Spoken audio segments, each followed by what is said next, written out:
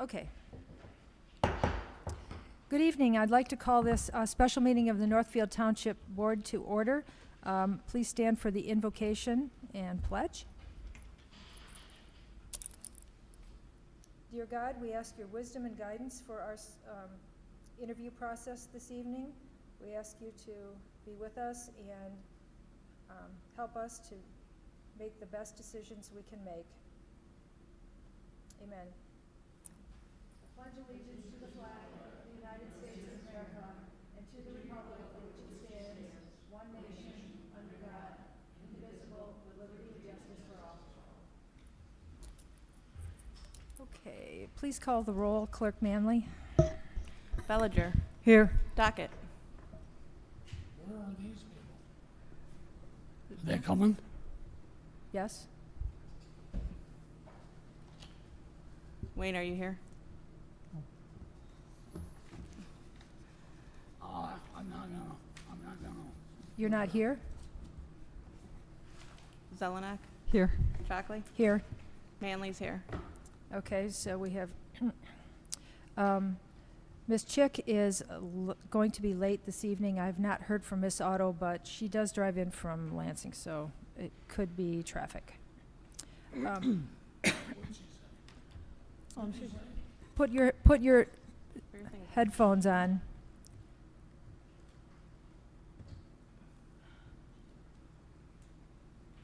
Okay. Are you working? Okay. Can you hear us? Check. 1, 2. Yep. Check. Yeah, Can you hear I me? got you. Okay, good. I do expect both Ms. Chick and Ms. Otto to be here tonight, but they are delayed. Okay, we have, I'd like to make a motion to adopt the balance of the agenda. Do I have a second? I'll second. Okay, motion by Chalkley, support by Manley. Got a discussion? Yes. On section items 2, Yes. I think we perhaps might need some maybe some additional information regarding this. I mean, is there something that is quite likely the attorney needs to review these He this wrote them. situation? He wrote them. He wrote them. Mhm. Okay. Yep. All right. One thing about this item number 2, the easements, is Friday a couple weeks ago, there was a Friday where Mhm. there was a deadline Mhm. that was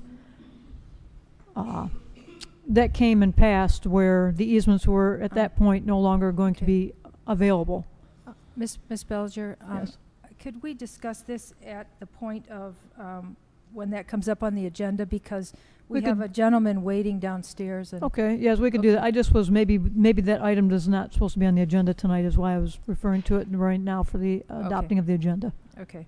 We'll, I don't like it on the agenda either. okay. Because we have not seen their agreement. Now, we don't have a copy of their agreement. It was in your packet. No, we don't have nothing signed by this homeowner Oh, okay, I can- association. Nothing. Oh, the homeowners, they're coming later. Well, how do 9 you want? o'clock. How do you expect us to vote on something that we haven't seen? We're not voting on it right now. It'll be later in the agenda, Mr. Dockett. Ma'am, we're supposed to get stuff ahead of time so we can read it, so we can look at it. If we need all this from our lawyer, we need our lawyer to see their part. They need to sign first. We're spending $40,000. They're spending $6,000 or something like that. Okay, Mr. They, Dockett. they need to sign first. Then we sign. I bought a lot of property, Mhm. and I know what I'm talking about. Okay. And another thing is, why did I get this tonight? Because it just came in this afternoon. No, it says on here that it was, the date on this says 5/15. So somebody's had it somewhere. It came, received at 5/17/17 at 3:35 p.m. That was today, correct? Well, it's signed 5/15. Well, that doesn't mean she sent it in. Well, I know, but to Okay. get this stuff at the last minute. Okay, we could ask her not to interview tonight, but she's going to be here in less than an hour. I'd like to get us starting on our interviews, if that's I possible. know what you're trying to do. You want to ram stuff through, but it's not right. Okay, anyone else at this point? Okay, the motion to adopt the balance of the agenda, roll call vote, please. Bellinger, No. Docket, No. Zelenak, Yes. Shockley, Yes. Manley, yes. Okay, it passes. Call to the public. Do we have anyone who would like to come up and speak to us at this point? Seeing no one, I don't think we have anything to clarify from the board at this point. I should have never let you vote because see what happened there? See what Okay. they did to us? Them three sitting there, we voted no. They know what, they're way ahead of us, you know. That she's just jamming stuff I have through, no and correspondence. it is not right. Does anyone else what's have any happening here. correspondence? You are doing things wrong, ma'am. I'm going to call a recess so I can go down and get our township manager candidate, and I'll be right back. You are doing things wrong.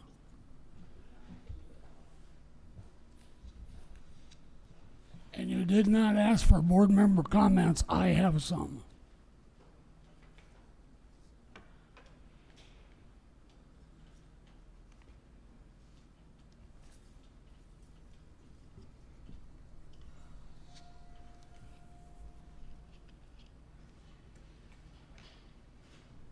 They keep bringing us back to life about these easements when we already had a deadline come and go. So it's a little bit curious. Well, they know what to do. They know how to do it. But I was stupid. I should have got up and got out of here. And it would have been 3-1. Oh, that wouldn't have made a difference. It's just, I don't feel it's quite right because it's extortion and it's, you know, and either way you try to slice it, the whole thing isn't right.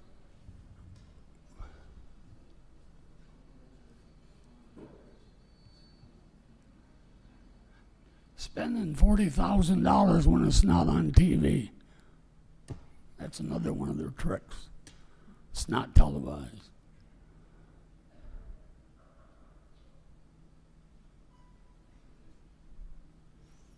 What would have been nice to do is, we can't do anything about it now, but abandon the third phase and, obviously people wanna come together and put a sidewalk in and could abandon third phase and put a sidewalk. It's better than expensive non-motorized path.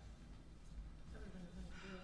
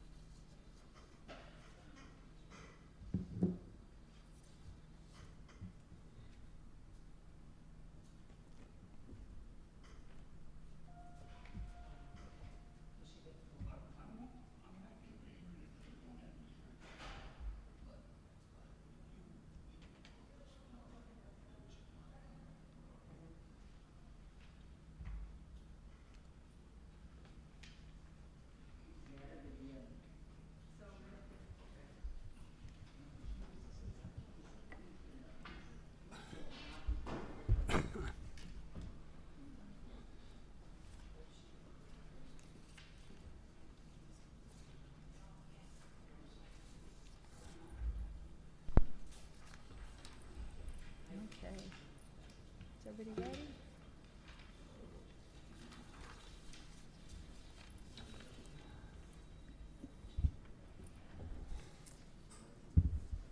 Everybody good? Okay. Hello. I'd like to call this meeting back to order. Welcome, Mr. Miller. It's nice to have you in this evening. Thanks for coming in for this interview with us today. I'm Marlene Chalkley, the Township Supervisor, and we'll start at this end tonight and introduce everybody down the line. Go ahead, Stacy, you can start. Good evening, I'm Stacy Belisle. I'm the Township's labor attorney. I'm Jackie Otto, and we met downstairs. I'm the Township Trustee. Hello. Welcome. Sorry. Kathy Manley, I'm the Township Clerk. Nice to meet you.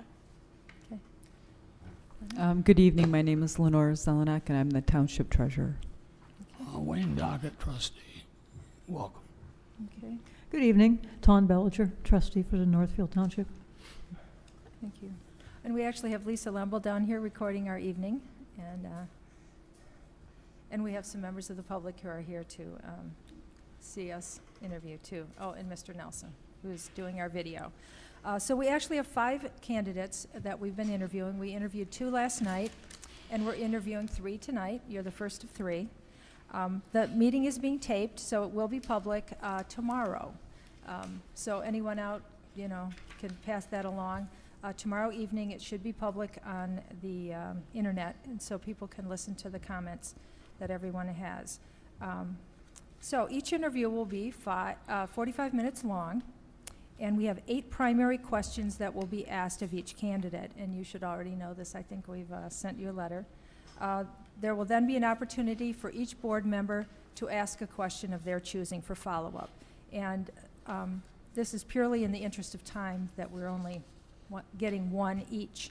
So anyway, so we can keep to our time constraints for the next candidate to come in. So before we get to the questions, we'd like to give you an opportunity to make an introductory statement to us at this time. And then Stacy Belisle will read the questions that we have for you. Go ahead, Mr. Miller. Yes, you will hold that up to your mouth so that everybody can hear you on TV. Thank you. Again, my name is Matthew Miller. He's got to turn it on. Yeah, make sure it's on, yeah. Also, Marlene, can you turn the volume? Your volume was low anyway on your mic. I don't know. I had a hard time hearing you. I sound Okay. plenty loud, but Okay. Try it out. Is this better? I don't know. Is if that it's on. okay? Is it better? Can you hear? I've got these all, well, try again. I think that's all the way down. Better? That should be all the Technical. way up. How about that? That Better? works. All right.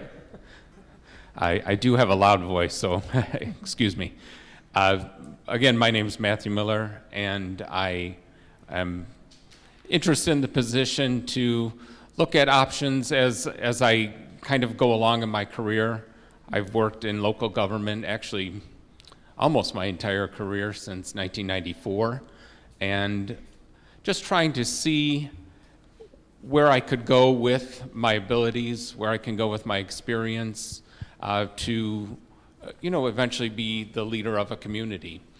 Currently, in my position, I feel I'm a leader, but I'm still not the city manager. We've had a lot of changes in the city of Wayne, where I've been for 17 years, and what's prompted me to kind of go outside and start looking is I'm just dissatisfied with the administration and the city council of late. It's been, unfortunately, a lot of consternation. We're running out of money. We're actually probably going into emergency financial managership as we go along. We've passed a budget that's more than $500,000 in the red. So we're in extreme duress at this time. And I think as you can look forward, I can look forward. I can see what is coming, and I want to see if I can be prepared to make the change and preserve myself and also further my experience. The board has reviewed your resume, but would like you to begin by giving an overview of your education and experience as it relates to the township manager position and why you're interested in this position. Okay. Well, of course, I'll focus on my many years of service at the City of Wayne, also the City of Detroit prior to that. And, of course, the interest in the township position is so that I feel that I've worked in the capacity of all of your requirements in the posting, human resources, budgeting, planning, clerk, even some treasurer kind of things, which normally clerks don't do, but as we've shrunk our workforce, I've been multitasking in many different departments to accomplish a lot of goals for things I never thought would happen. I originally started the City of Wayne as the planner, so I did all community development, all planning, and then as time went on, kind of we shared a counter with the clerk, and the clerk's office. As the city has shrunk in workforce, we've lost over 100 employees. There were 178 full-time equivalent employees. We're down to 78 employees in the City of Wayne. So as we've shrunk our workforce, it basically was like, well, you're the planner, well, you're going to be the clerk now too. So it was kind of a 2-for-1 special, I think. The clerk may disagree because it's a big task to be a clerk. And I didn't even realize it as such a big task until I was appointed as such. But again, I feel like I've had experience in all of the areas that you've posted. The citizens of Northfield Township are diverse and are very involved in the community with many different perspectives. Have you ever been in a position where two people wanted you to take opposite positions on the same subject? What was the subject? How did you handle it? And what was the outcome? Well, of course, being in a position that I am in, you often have to make decisions based on what is the good for the community, what is good for what you feel is the right decision, and also we're governed by ordinances. So we have to look at the ordinances, we have to look at the master plan, and that is what is important, because that's what the community has set forward, is that we have these ordinances, we've adopted these ordinances, we believe in them. We have a master plan, we believe in that. And this is kind of the path we want to take in regards to development, in regards to personnel administration, in regards to budgeting. All of that is established in either the charter or the ordinances that we have. So when you look at something that's causes consternation in the community, for or against, you do have to look at both sides. You have to strike a balance and make the best decision you know how. Where this recently came into effect was regarding a gas station, and it was a fast food carryout restaurant, combination A&W, a Marathon gas station. And in Wayne, we do not have a lot of land, so everything is very compact, and it required the rezoning of a couple residential lots, which just a little south of the alleyway. So when you're looking at that, you're encroaching into the residential districts, and it causes a lot of issues, because people who lived in the first house, past the alleyway, they want to sell their house, but now they're selling their house, and then the next people, the second house, they're going to have a gas station in their backyard where they had a house. And of course, we took that all into consideration.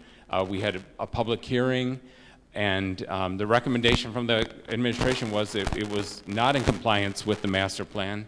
It was not a good rezoning, and the neighbors didn't want it. So effectually, it did not occur. So it was a development that didn't occur. A different development did occur there, which I don't know if it was any better, but it complied with all the ordinances. It was not a gas station. It was not a fast food carryout restaurant. It was a landscaping company with that builds decks and does all that. But it did conform to the district, and it did get built. So I think it was helpful in the fact that often when the board is looking at it, it's looking at tax revenue, increasing the bottom line, getting more taxes. And we would have gotten more, the city would have gotten more taxes based on that development with the expansion into the residential district. But it was good that we had another alternative that did meet the ordinance requirements and eventually did get built. So the place is called Killer Deck, which I thought was a funny name, but anyways. What do you consider to be the biggest challenges and opportunities that Northfield Township is facing? Well, I don't like to be negative, but I'll start with the challenges first, in the fact that I think you're kind of sandwiched between two growth areas, Brighton and Ann Arbor, and you're the cushion of green space, shall we say, or the rural area between two metropolitan areas. Brighton's not so much a metropolitan area, but it's a growth area. There, Lee Road and 23 is crazy, kind of. And then you go into Ann Arbor, and again, you have density and you have a higher population. So I think your challenges are really kind of growing pains and how to have that growth that isn't full-on sprawl, but that is growth that you can manage, whether it's via the sewage, via water, via roads, easements, private drives. Those kinds of things are things that you would have to look at how you can manage the growth and see where you can strike that balance between people that want it to stay that way and the reason why they moved here, and the people that want to come. I think is a big challenge to you. I think financially, though, when I reviewed the budget, it looks like you're not as in extreme duress as the city of Wayne is for certain, and that you have the ability to develop plans so that you can properly grow things. You do have a good team, I think. I've been reading some of your minutes, so that you use Tetra Tech, you're using McKenna, you've partnered with, I think, knowledgeable and good people that can help you develop things with the best perspective, and I think the best not educated results, but I guess the best resources that you can have with that. So that's, I think, a big challenge to you. I think kind of a positive, though, of course, is the lake. It's kind of like a up north in your backyard kind of feeling. I think that you have the space where you can grow, and I think that can be a positive also. The stripping of farmland, though, isn't a positive way to do that growth. I think that as we look at kind of what's called placemaking, you kind of have a place, and I think that would be a good place to start, in the downtown, and expand that and create walkable environment, create bike lanes, those kinds of things that people want. Now, they want to have a place, they want to identify with a place, and what would be the most ideal location is a little downtown by a lake. I think it could be you have a great positive, and I think you could expand on that. What do you see as the role of township government in keeping the cost of government down while providing essential services to residents? Well, I'm a proponent of government. Obviously, I've worked in government for more than 20 years, and I think it's important that we have government, because if we didn't have good government, it would be kind of government by special interest groups, shall we say. And the township board has to make decisions for all people in the community. And so I think that the township government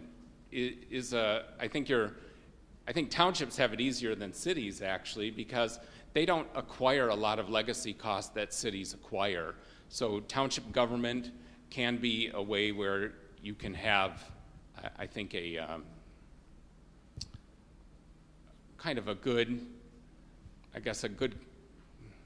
connection with the people, I suppose.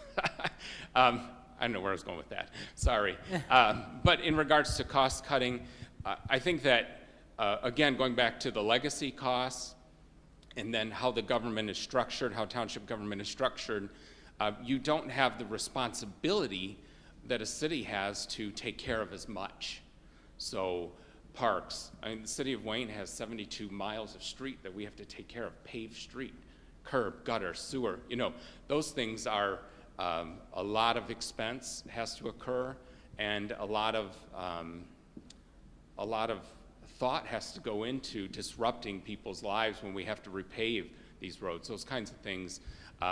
But in regards to cost cutting, government is a tough business to be in, because we're required to provide services. Well, we have almost stagnant rate of inflation. We're not receiving revenue sharing, those kinds of cuts that the state has given. Then we, in turn, the townships and cities are suffering because we're required, kind of the rubber hits the road here, and we're not able to provide those services. When you look at budgets, and all government employees should be looking at how to improve the service and reduce the cost. And just recently, I was responsible for, it was again an unpopular with the city council, but I had been working for a number of years to switch our elections to an even year election, where we have always had odd year elections. In a couple of years ago, we had a group of citizens that created a ward-based voting system. So it broke the city up into 6 wards. And so with that, it created more voting issues, because you would vote for people within your ward only. So we only vote for 3 council people at a time, plus the mayor every other year. So we could in turn have a ballot that would have the mayor and 1 person on it in 1 ward if 2 others weren't running or something like that. And so I've forced, I guess, coerced, educated, and it went before the council a couple times to move the elections to the even year, saving $50,000 to the city. So, and it did extend the terms of the current, but we've gotten past it, and again, it's a cost-saving measure that, again, why shouldn't we piggyback on another ballot that is already being printed and the city not have to bear the cost? So. What specific employment experiences have demonstrated to you that you would be a capable township manager? Well, I feel that I have enough experience in all of the areas that you posted, and in the fact that in the last 5 years, we've had 6 city managers, 4 permanent, 2 interim, and I've kept the city going during that whole time. I'm responsible for the packet, the budget, making sure we meet the charter requirements of public hearings, all of that. Of course, that's the day-to-day operations of the entire city. I've had to handle, unfortunately, a couple of those candidates were let go. I've had to handle the letting go process, walking out process. It wasn't fun. I don't like that part of my job. Human resources seem to be the toughest thing to handle, because you're dealing with humans, which do crazy things, it appears, and I wish they wouldn't. Again, as I've gone through all of that, I've thought, I'm doing all this work. I think I should be able to take all this and move to where I can be a manager of a township or a city. The city has one of the first candidates, or one of the first people that was a city manager that ended up being let go, was an internal candidate. After that internal candidate, the city council determined there'd be no more internal candidates for city manager, so I was not allowed to run. I did balk at it, and they said, well, of course, who's going to do your job if you're doing another one and you can't do 3? And I said, well, you're right, because I can't be the manager, the clerk, and the planner, and they are right. So. Think of a job that you've held where your goals were not clearly defined. What did you do about it?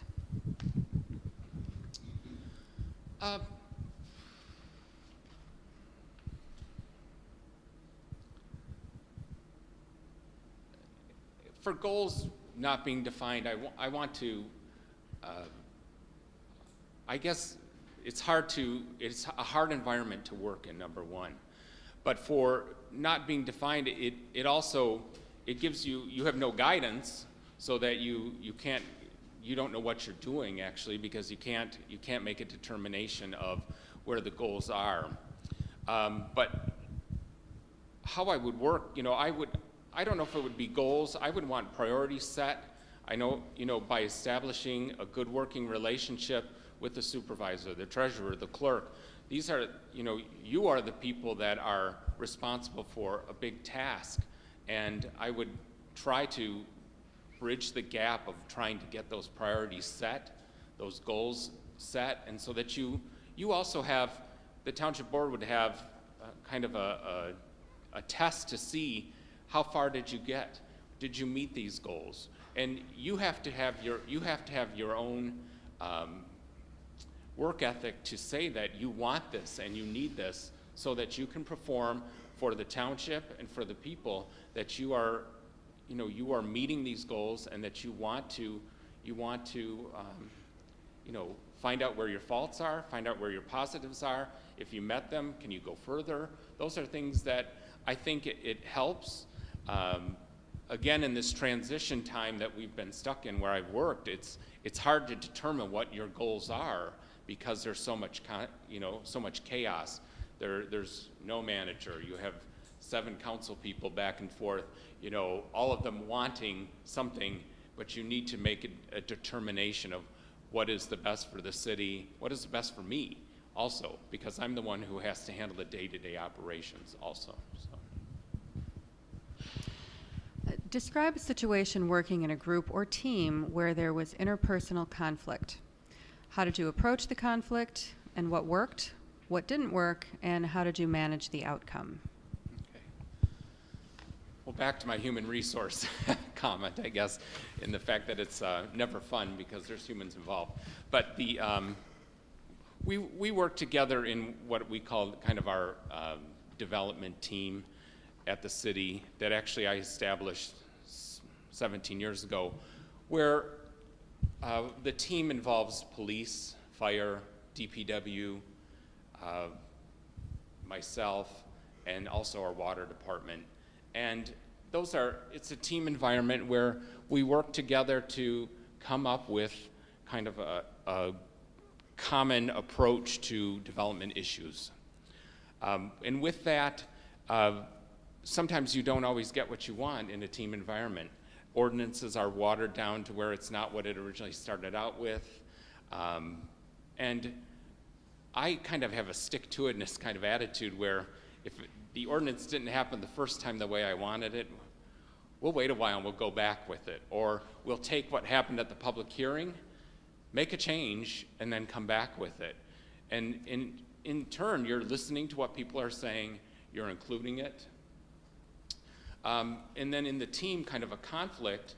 Most recently, we've had a big conflict about medical marijuana in the city, where I just don't see it as a positive for development or growth. And some of the team feels it is. We've gone kind of toe-to-toe regarding it. And as the law changes and becomes effective in December, we will have to address it further in the city.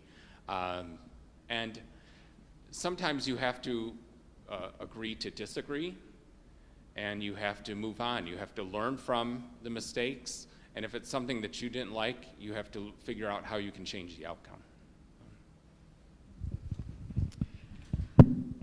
When you've entered a new workplace in the past as a manager or supervisor, describe how you've gone about meeting and developing relationships with your new coworkers, supervisors, and reporting staff.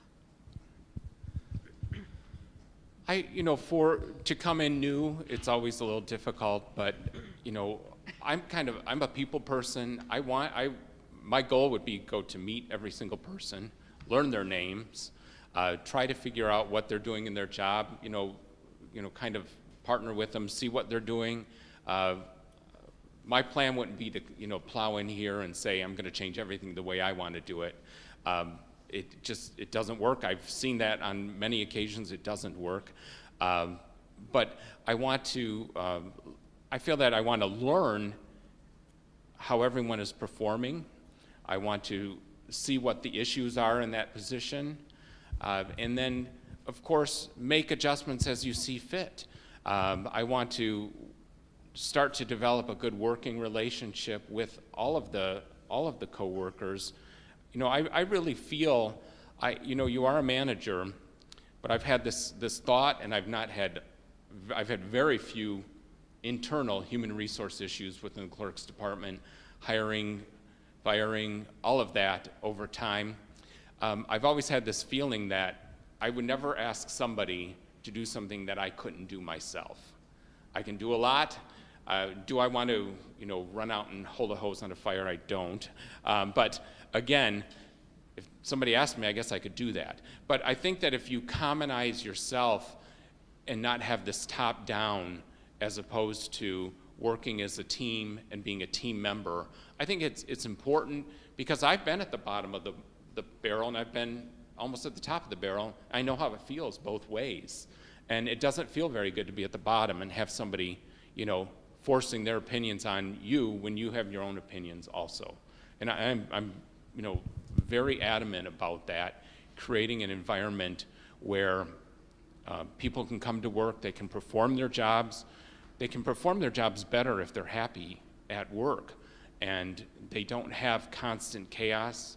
They don't have somebody they're afraid is going to go off or something like that. I just don't think that's a good environment to have employees. As a township board, you are responsible for employees. And the township manager should be the person that you go to as the go-between for the employees. And that township manager should know the employees, know what makes them tick, and how they can, how they can work better for the township. And, even if they, if you have somebody that's not working in a position, find out what they want to do, and then see if you can make the change. I think that's, kind of how I would address it. Being that the fact that, again, you're here to work with people, not for or at them. So it looks like we have about 20 minutes remaining. So individual board member questions can now take place. Who would like to start? Yes. Oh, yes, go ahead. Hello, I got a question. I'm just kind of curious, looking at the resumes and what you provided for us. You had some work in Detroit from '94 to 2000.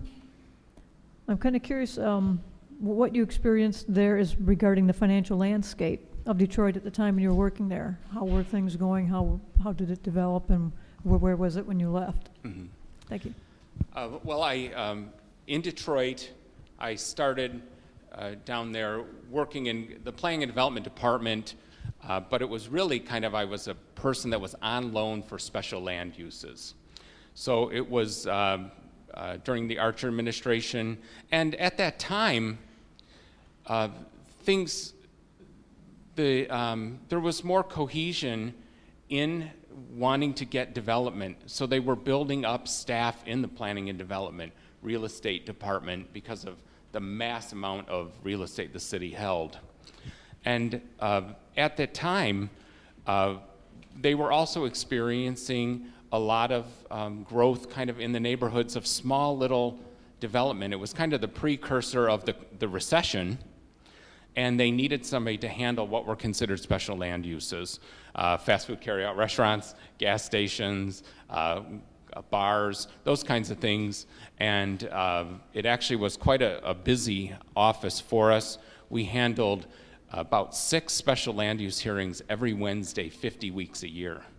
So it was quite a lot.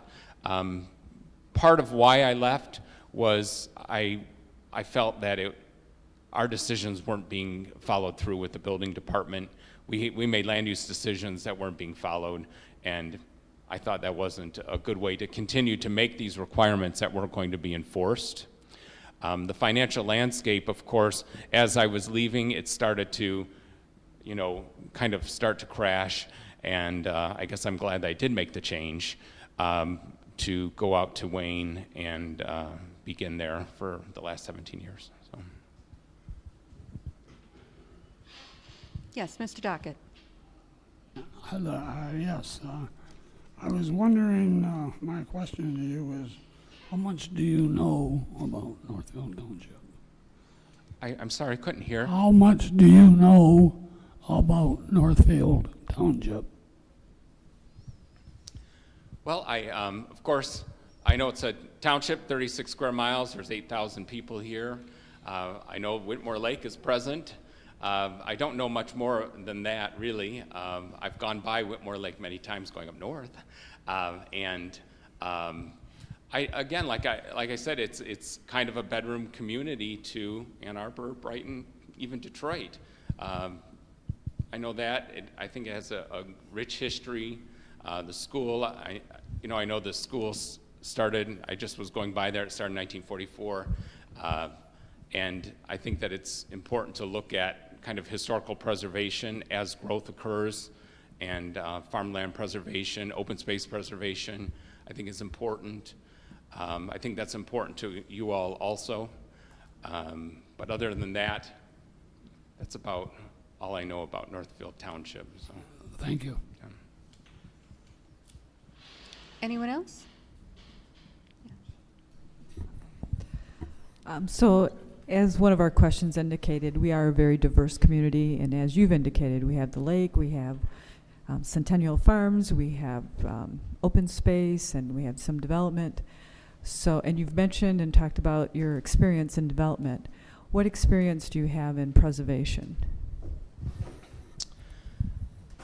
Well, I don't have a lot of experience in preservation, but at Eastern I did specialize in historic preservation. So that, of course, was a number of years ago at Eastern.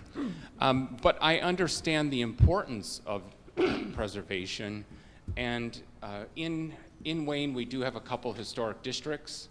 I work to preserve them. I want to expand them to create at least a National Register district in what we consider the Tree Streets area of Wayne, where it's kind of the leftover of the original town. Wayne experienced in the 60s and 70s a lot of anti-preservation in the fact of urban renewal, and the State Highway Department expanded the eastbound lanes of US 12 and demolished 46 houses in the process, which were in essence the large old downtown homes of Wayne.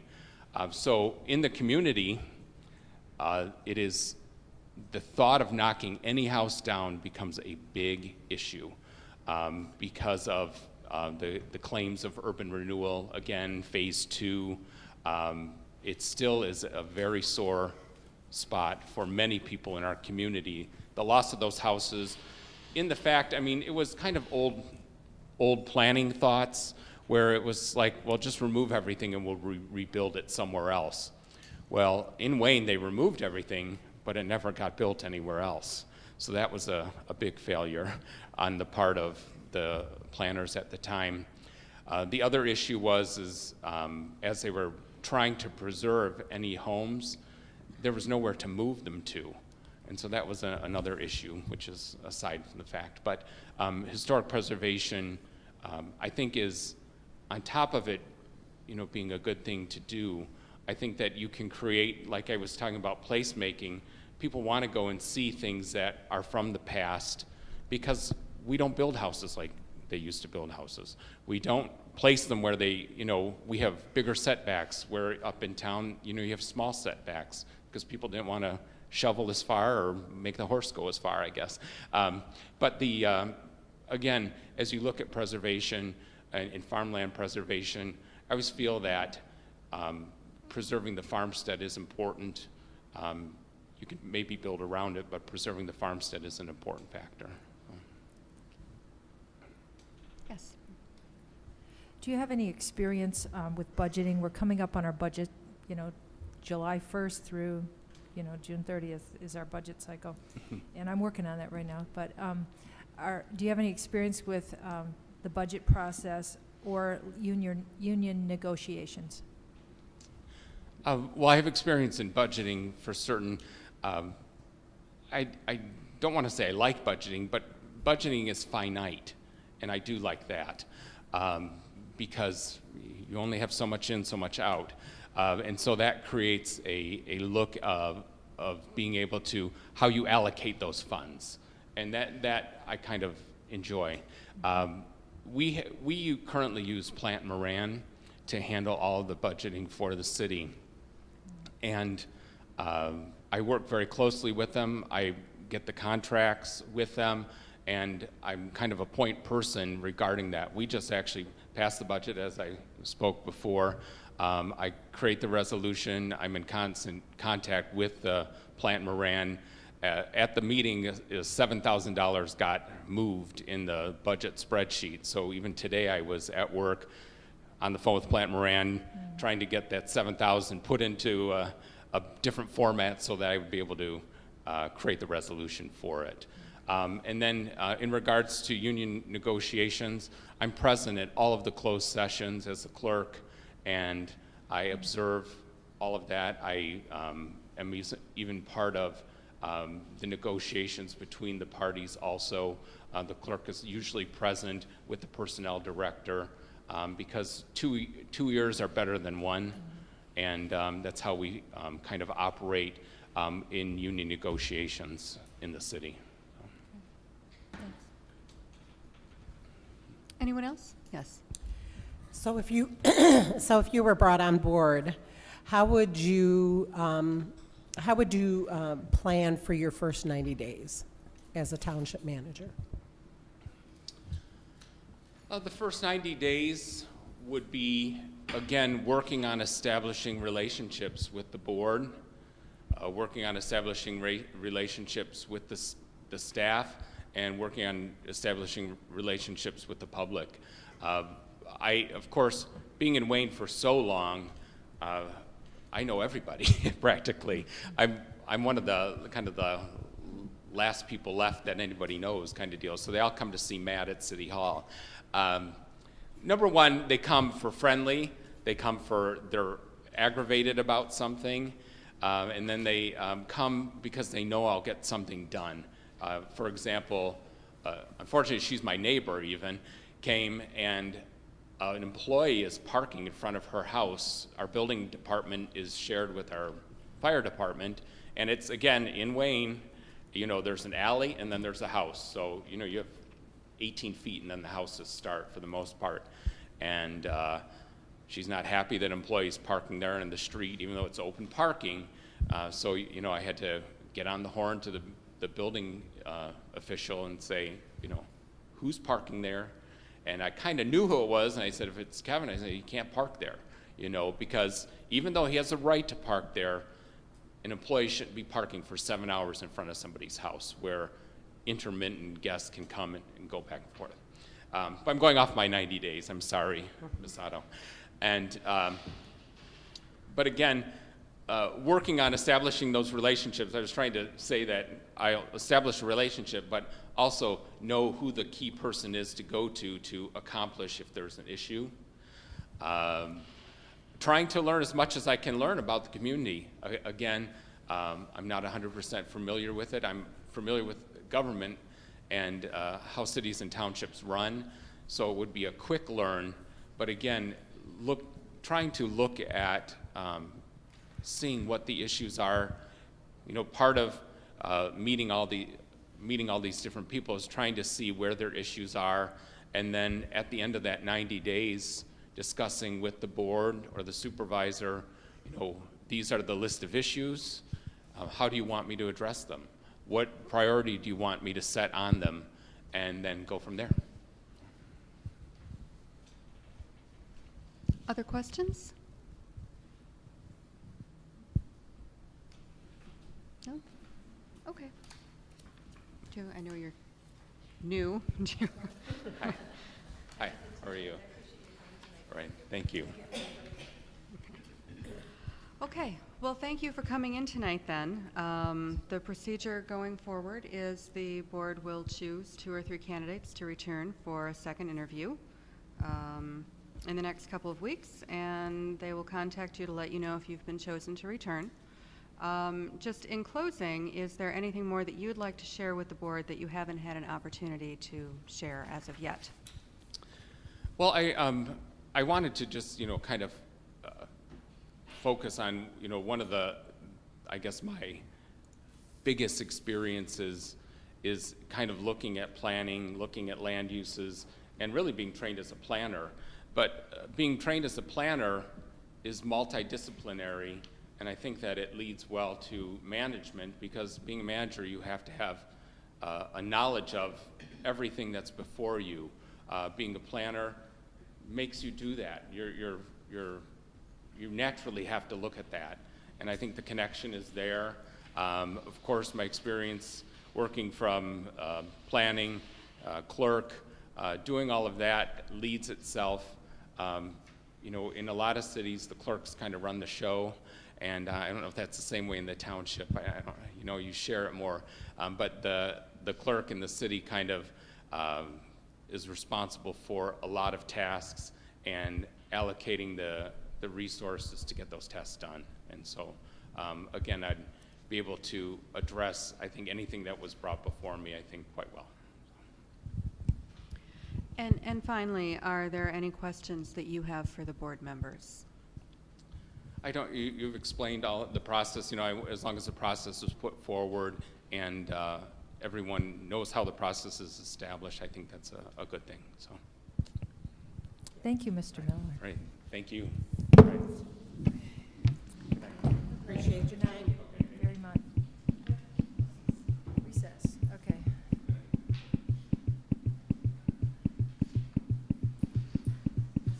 Stop that thing.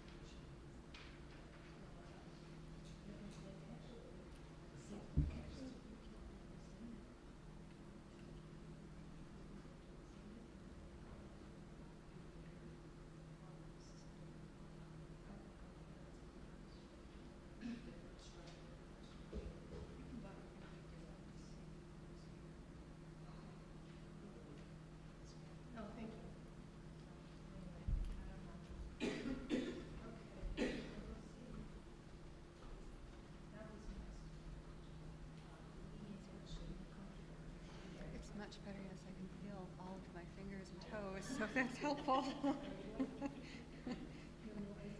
Whew, they're all the right color. It's good.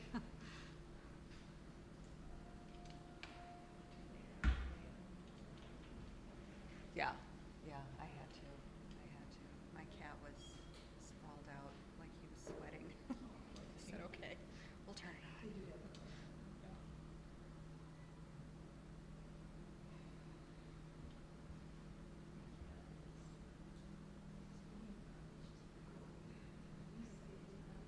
Oh my goodness. Oh wow, yeah.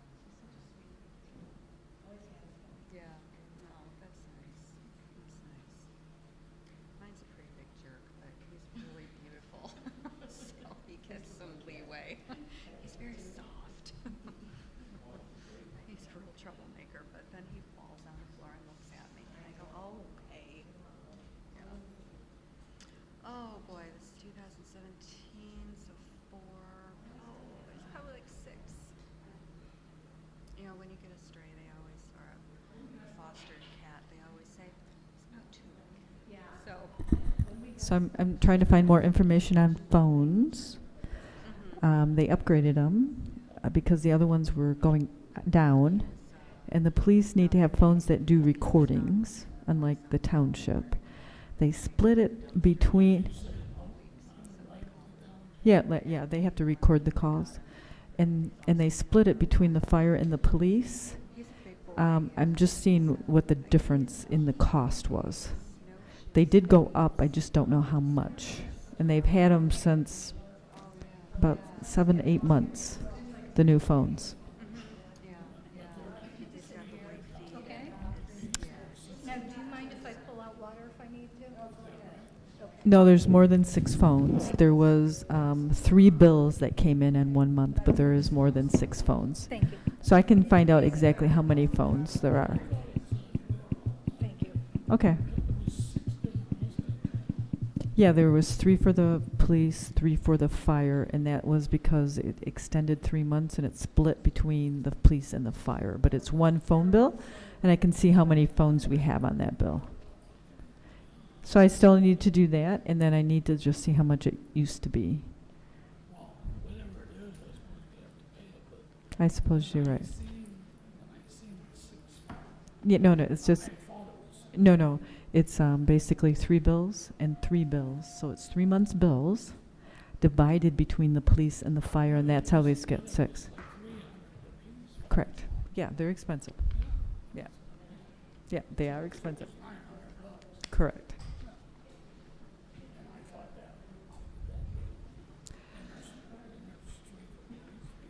But that's 3 months worth. That was 3 months worth of billing. We can talk, moving on. We'll talk during the next recess.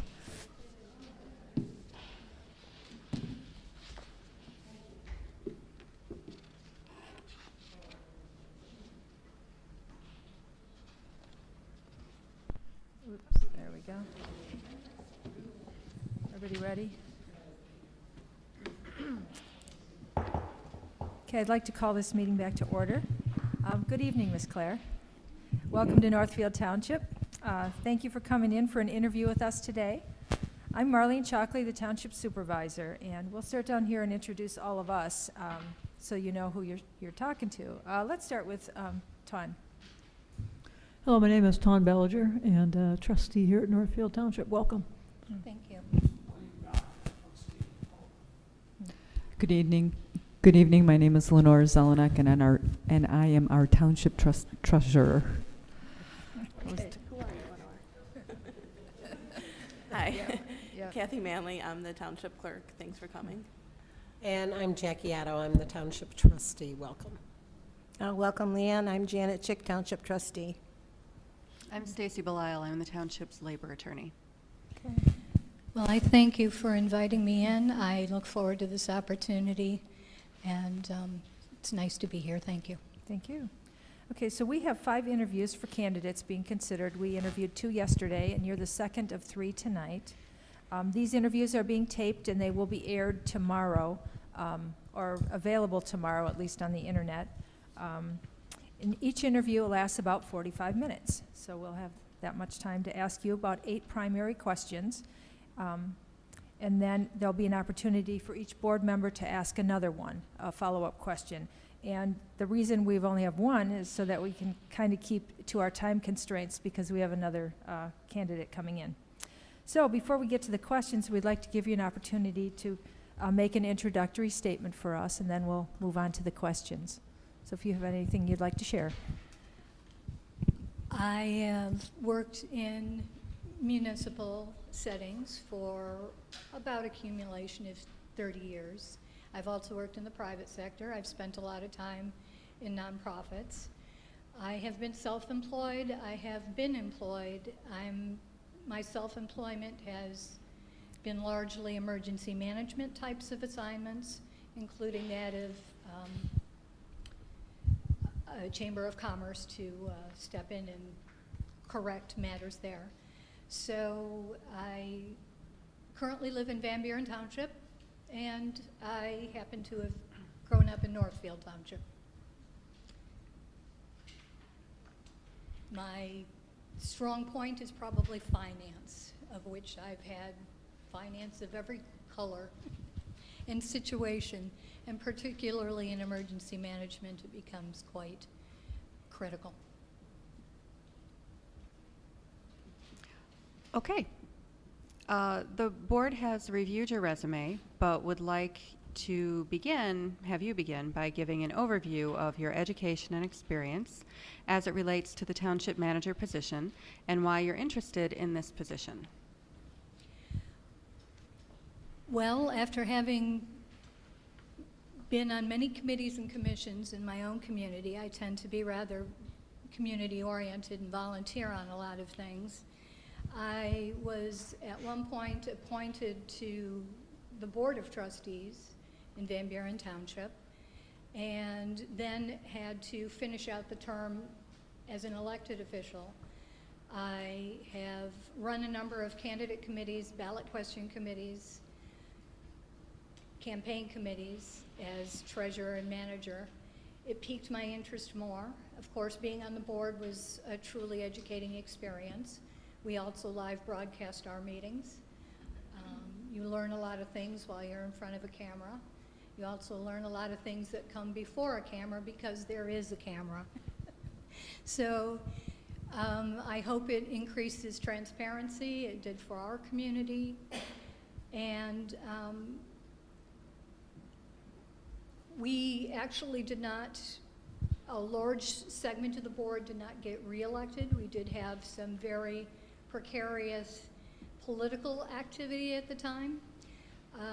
One of the biggest problems in the community was that the board, just prior to me being on, had entered full faith and credit into an agreement on a local development finance authority with Visteon World Headquarters. Visteon went bankrupt. They left the township with the check, $32 million in the hole. Residents were very understandably upset. Us being residents as well, were upset. It is what it is. Other communities also got bitten by the same problem, such as Allen Park with the movie theater, Huron Township with the racetrack. And so 4 out of 7 members of the board were not returned to that board.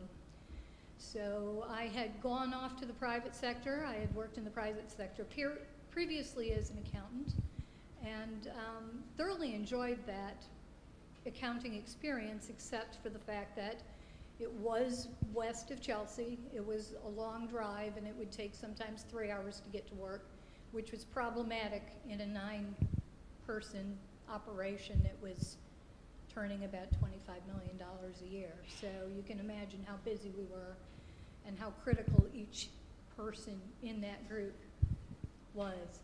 So they had a product which there was a problem with, and the federal government ended up suing their maker of that product. And so they had to downsize. So at the point where they downsized, I was offered a job very close to home as the executive assistant to the supervisor. She said, "Lianne, I need you. You need to come here." She talked me into it. I resigned from that job and then became her executive assistant. That executive assistant experience was incredibly educating and a lot of responsibility, because that township operates without a deputy supervisor. I ended up becoming the deputy supervisor by job activity. And we had a number of health problems in the township amongst various elected and non-elected employees, in which they lost family members and husbands in a 6-month period. And so I was largely left carrying the ball for a good portion of the time that I was there. And as a result of that, my supervisor has written a letter of recommendation, which I have brought with me, which she would like me to share with you, and I would very much like that opportunity to do so. So I am very bitten by the bug of serving the public. I love to serve the public. There's nothing more rewarding than serving your own community, knowing that you make a difference. I have a strong background in computer information systems and was a systems analyst. Another strong point is systems analysis, in which I'm able to quickly identify problems with a number of types of systems, provide suggestions for correction, and implement those corrections as need be. And it has afforded me some great visibility into the municipal experience, and I did make some corrections, some revisions and updates at Van Buren Township, which I'm rather proud of. So I also have a writing example for you that demonstrates how much of the township I needed to know in order to come up with what I had written. The citizens of Northfield Township are diverse and are very involved in the community with many different perspectives. Have you ever been in a position where 2 people wanted you to take opposite positions on the same subject?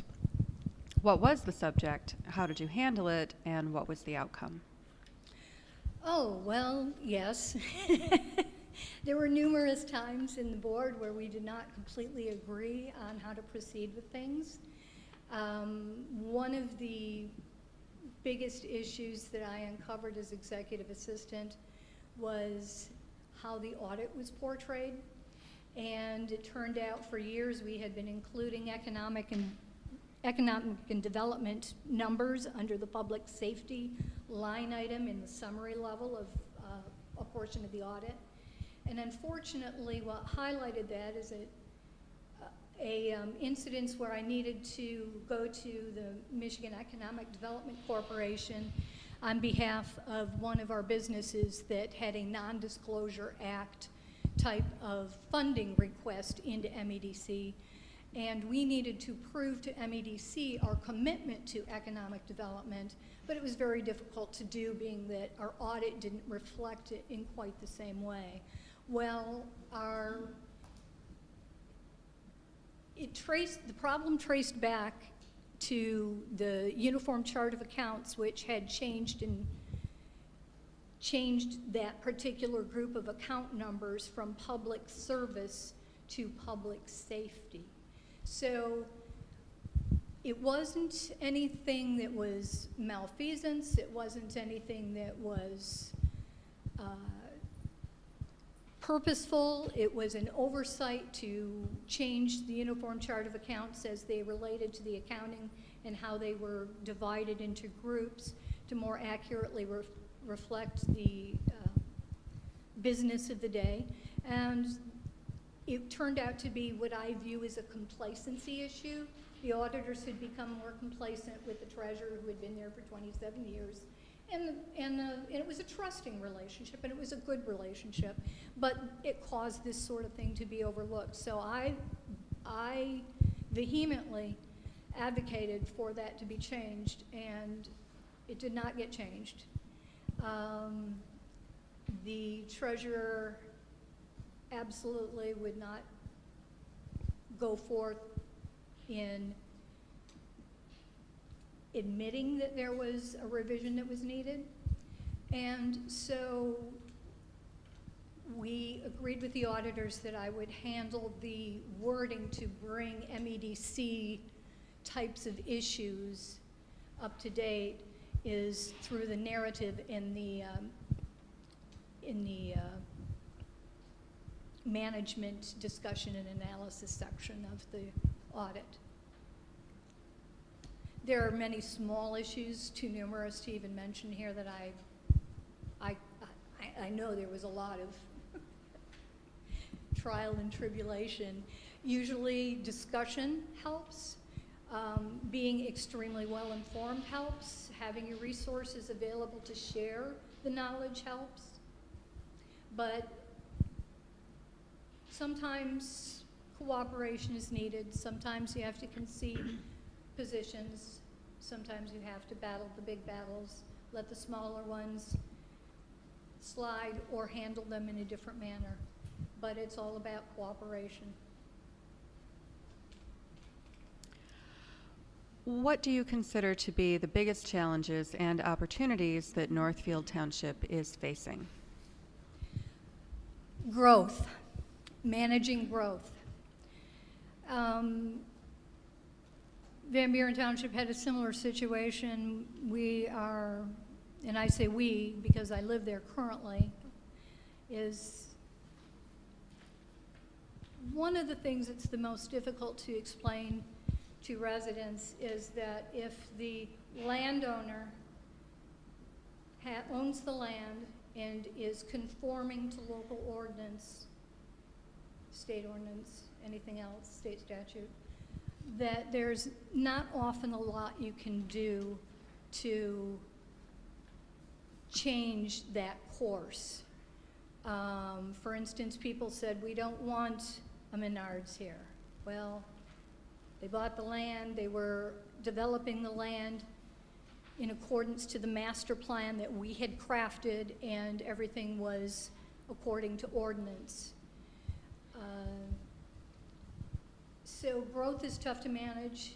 A very thoughtful, very thorough master plan, thoughtful updated ordinances to manage the growth are incredibly useful.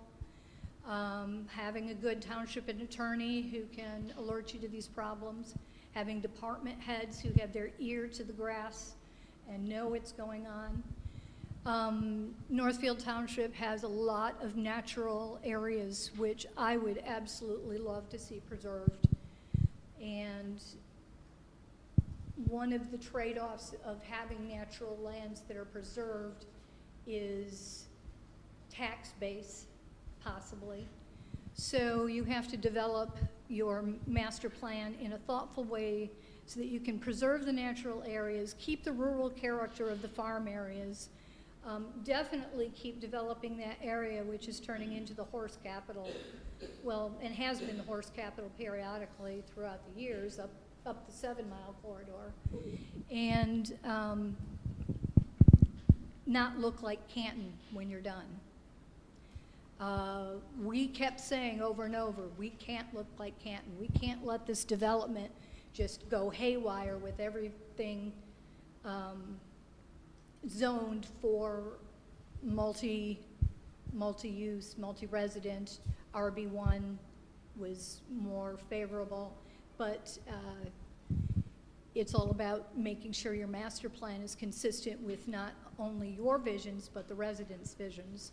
And they should have input to that plan. They may see things, they may have expertise outside your board, which would be incredibly useful to use. One of the people that we found in our community was a retired professor of chemistry. He was remarkable. He led many of our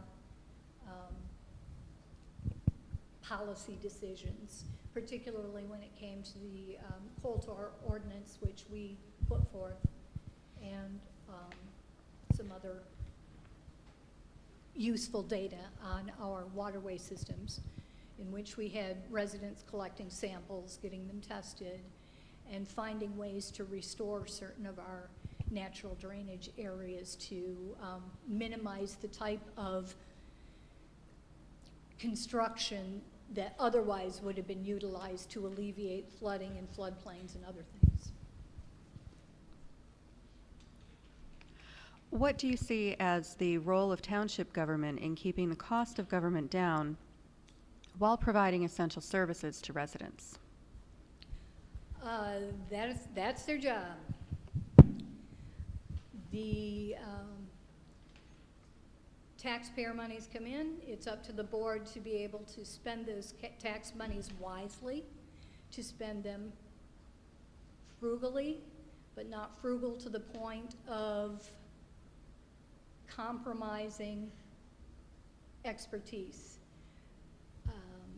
The township board also needs to be cognizant of the type of liabilities that they're trying to guard the township against, liabilities in lawsuits, liabilities in cost overruns. It takes a lot of education to get to that understanding, but in the long run, it would pay off. It is their ultimate goal to put forth a spending budget. The focus on municipal accounting is on the spending. The taxes used to be a given. Now there's actually a number of other resources available for funding. And it's also necessary to help educate not just the board, but the residents on what the taxes are used for, and that comes through your budgeting process and your budgeting hearings and your budgeting documents that you post online. What specific employment experiences have demonstrated to you that you would be a capable township manager? The emergency situations, any one of the ones that I have covered, probably my largest experience, which started me off on the path of municipal management, was with a regional library cooperative called Huron Valley Library System. It had suffered an extremely large embezzlement and was only allowed a couple of employees. I was employed as the executive assistant with the director. And this was post-court order. The embezzlement of about $1.5 million estimated had been proven to 400,000. I went from there to, that director went to, well, let me back up just a little bit here, not to be confusing, but that particular cooperative wasn't viable. And over an 18-month course, we had a series of audits, and I also had to analyze cash flow assets, and we determined that the organization wasn't going to be able to exist any further. So we merged it with something called the Wayne Oakland Library Federation, or WOLF, and that particular regional library cooperative, when the merger with HVLS came in, they renamed themselves the Library Network. The director that I had worked with had gone to that Library Network board, and a few months later she contacted me and said, Lianne, we got a situation here. And I said, oh goody, what now? And she said, we need a controller. So I went there, the controller left 2 days after I got there. A board member left and a previous board member left. Previous board chair both left in December. The director bailed in January, and in February, the auditing firm actually resigned due to the questions. In March, I figured out cash flow wasn't going to be permitting us to manage payroll for more than a few months. Turns out that we were the fiscal agents for another municipal agency, and that agency had not been compensated for the monies we were collecting to pay salaries to the district, to the regional libraries in that system. So they were offsetting our invoices, crunching with that debt, unbeknownst to us, or the people that were left to pick up the pieces. And so I had to work day in and day out for about 4 weeks after producing 3 different cash flow scenarios with Wayne County because we owed them the debt. It was a $1.1 million debt. And the 3 cash flows that I provided showed when we would run out of cash for payroll. The third scenario actually was if they would reimburse us a portion, let me pay back quarterly a certain amount of about a few thousand, $10,000 and change. And they accepted that. And that success and that immersion into that system really hooked me into the needs for municipal oversight, municipal government, having good budgets, finding things in the budget like $300,000 to make it balance. And it had no source as a revenue source. This was also an organization that had kept all of their records on pencil in ledger cards in boxes. And I had to take all of that data and load it into Excel spreadsheets, which then later we uploaded to fund balance software. So I got them automated as well. And since then, I can't seem to keep myself away from municipal government. Think of a job that you've held where your goals were not clearly defined. What did you do about it? That happened in the private sector. It was actually the job prior to the executive assistant to the supervisor in Van Buren Township. And the goals weren't clearly defined because ownership of that small organization had not clearly defined their goals. They not only hadn't clearly defined their goals, they had not clearly defined a budget for themselves, which is somewhat less important than in a municipal setting. They didn't understand their cash flow issues.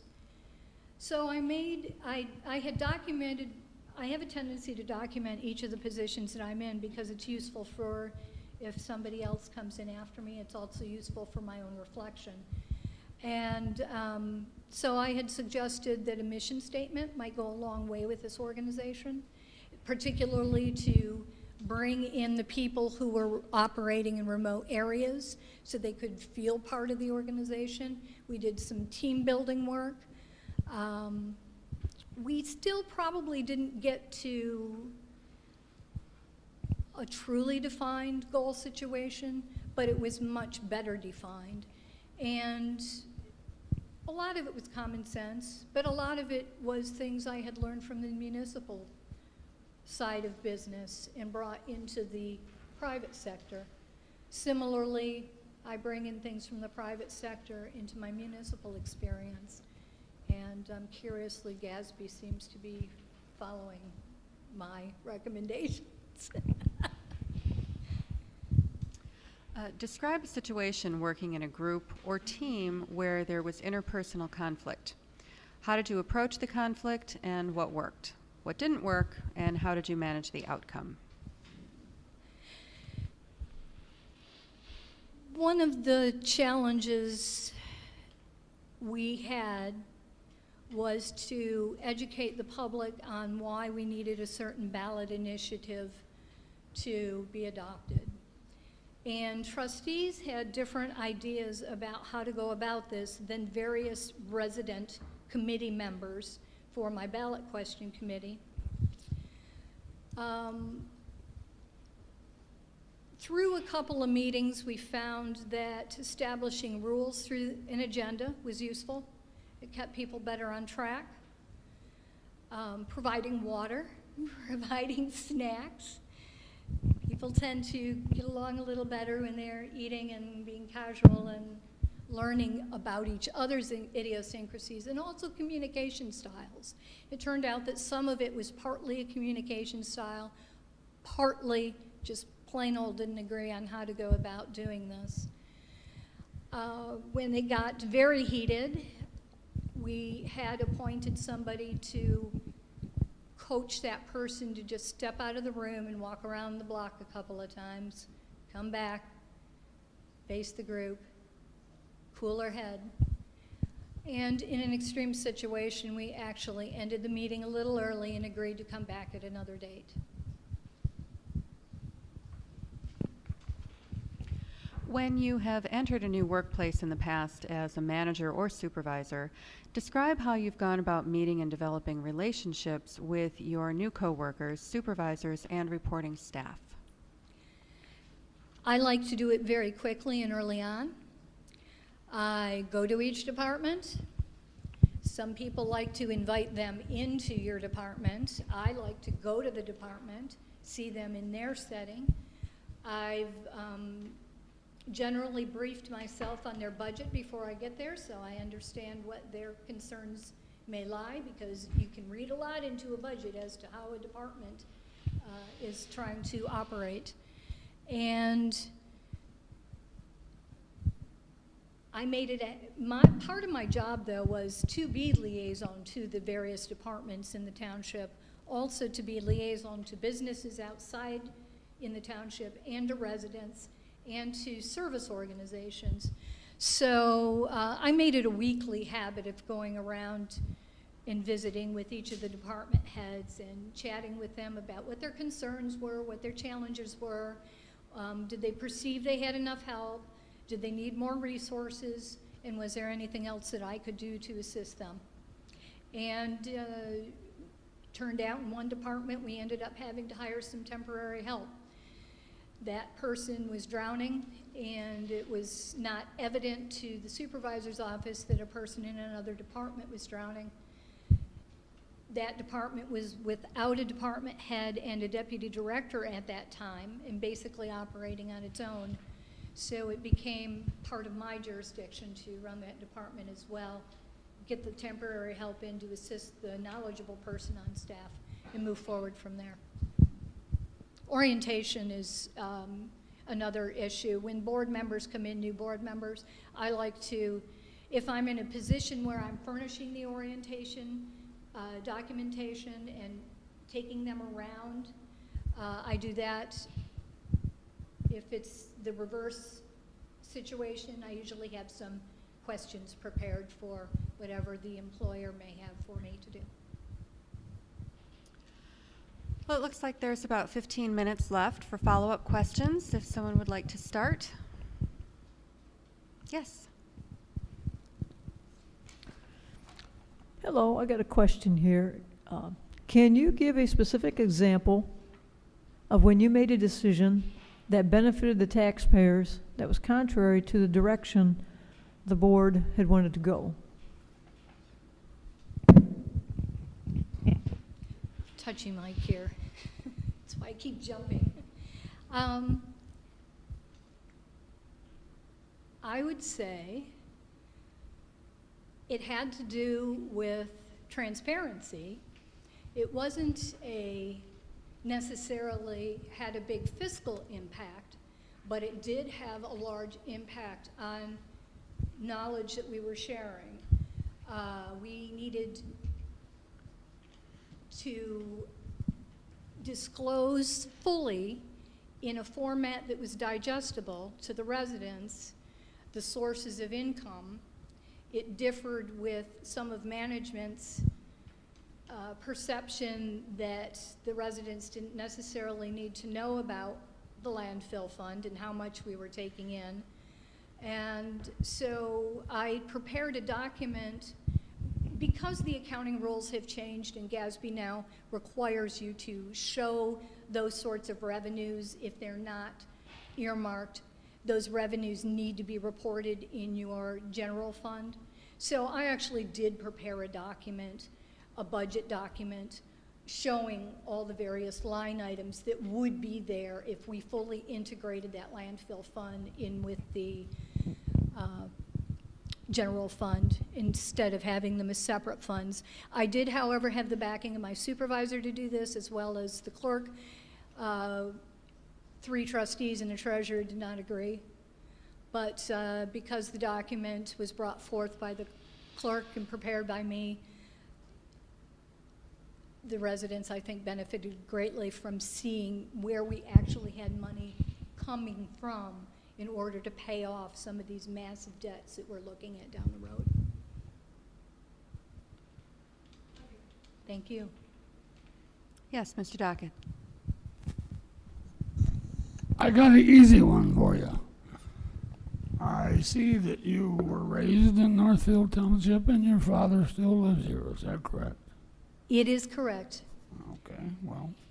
He's in the far east side of the township. Okay.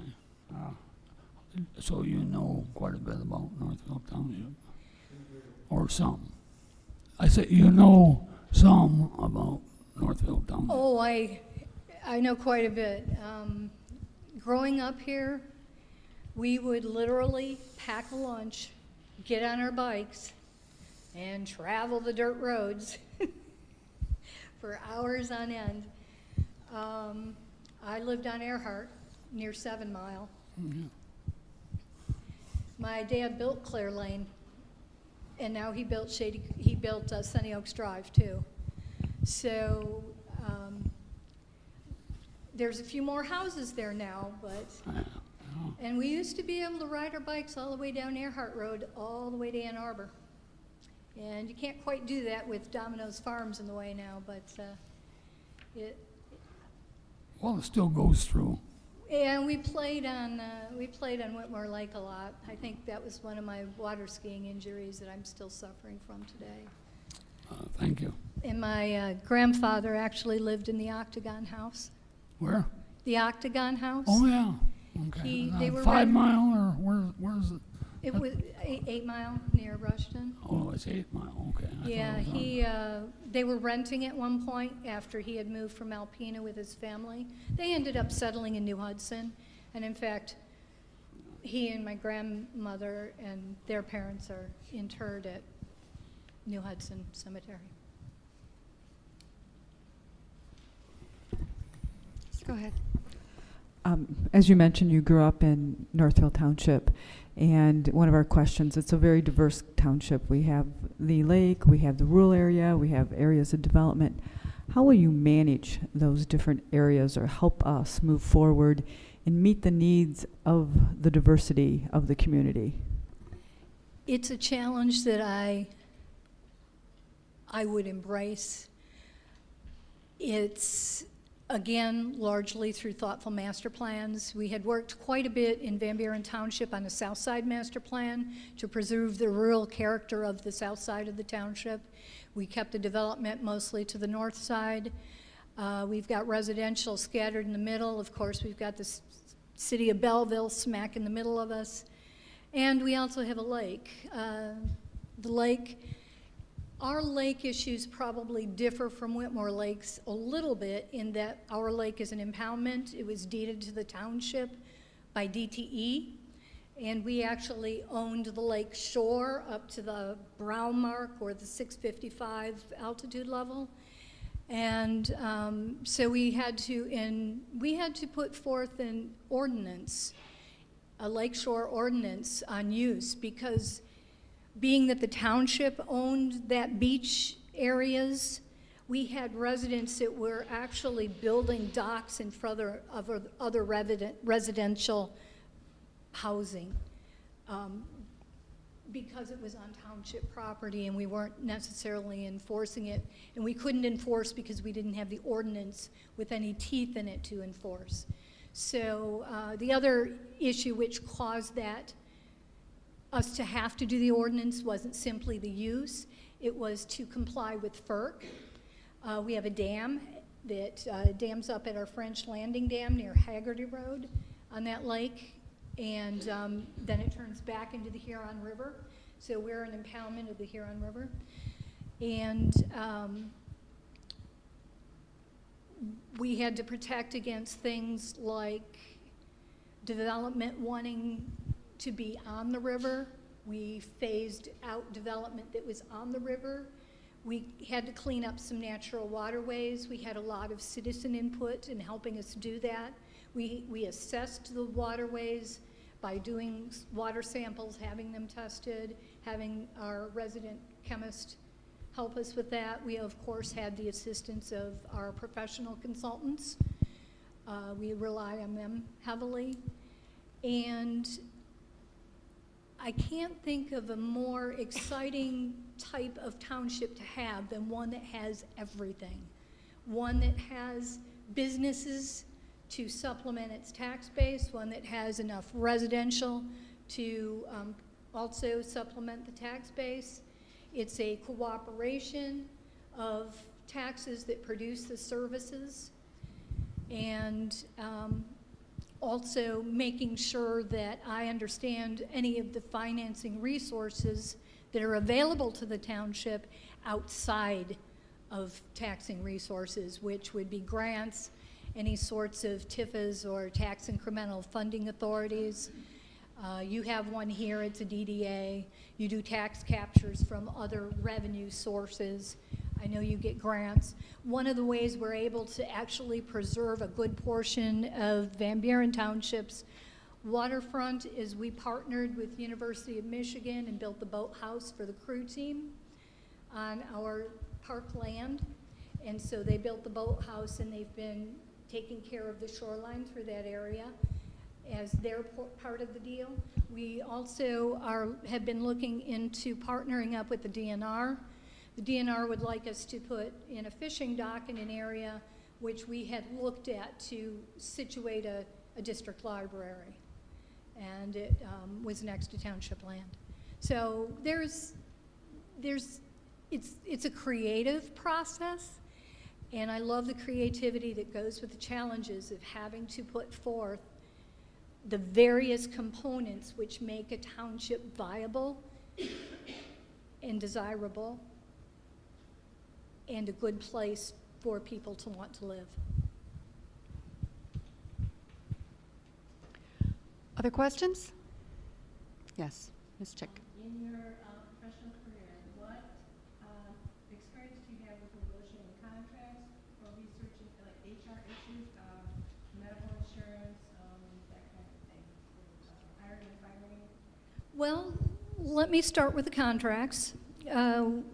Way back when I was in the private sector, I had started out as an accountant with Schlumberger Technologies. Schlumberger Technologies is located up, the CAD/CAM World Headquarters Division at that time was on Plymouth Road in Ann Arbor, just off of Dixboro. And I had traveled through the entire accounting department and moved up to contracts administration. So I was negotiating multi-million-dollar service contracts with national defense companies. I was traveling with my team, part of it out of Dayton, Ohio, part of it out of Cincinnati, Ohio, to these national defense sites in some in Colorado, some in Arizona, because I was I had aspired to the level of handling the United States and Canada in my contracts administration. I was the lead contracts administrator. So there's nothing to teach you better about how to negotiate a contract than to walk into Wright-Patterson Air Force Base and be greeted into the visitor holding area and sit behind a concrete wall and negotiate with military purchasing personnel on terms of a contract. So that was an extremely fortunate experience that I've had. As for HR, when I got to this relates to the library network, I was in charge of 2 departments, the business office, which encompassed all business transactions in accounting, as well as the HR department. Because we had to drop so many, because of the money situation and through attrition, we lost staff, and I only had half a person handling my payroll. I ended up becoming the HR department. So I had to, of course, in conformance with union contract as well, because we had an AFSCME contract, we had a supervisory contract. We had to provide benefits for the employees. I had to negotiate with our various service providers, insurance companies, the terms that were favorable to us that we could enter at that time, knowing that in the future we'd be in a stronger position to provide more. We didn't have to, I've only had to fire 2 people. It was not a terribly contentious situation. One agreed to part ways because clearly her goals did not correspond with the organization's. And the other one was in subordination and had not handled, after repeated write-ups, had not handled a situation correctly. Any other employees that I might have issued any disciplinary action toward actually were remediated through education. It turned out that one employee was not performing because she simply had been put there because of the organization having problems. She was an available body to put in that spot. She had never been taught to do any of the work.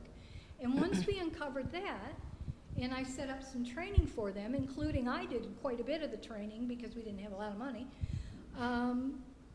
it was such a wonderful ride and such a nice, good, solid team that we had built out of that adversity. Thank you.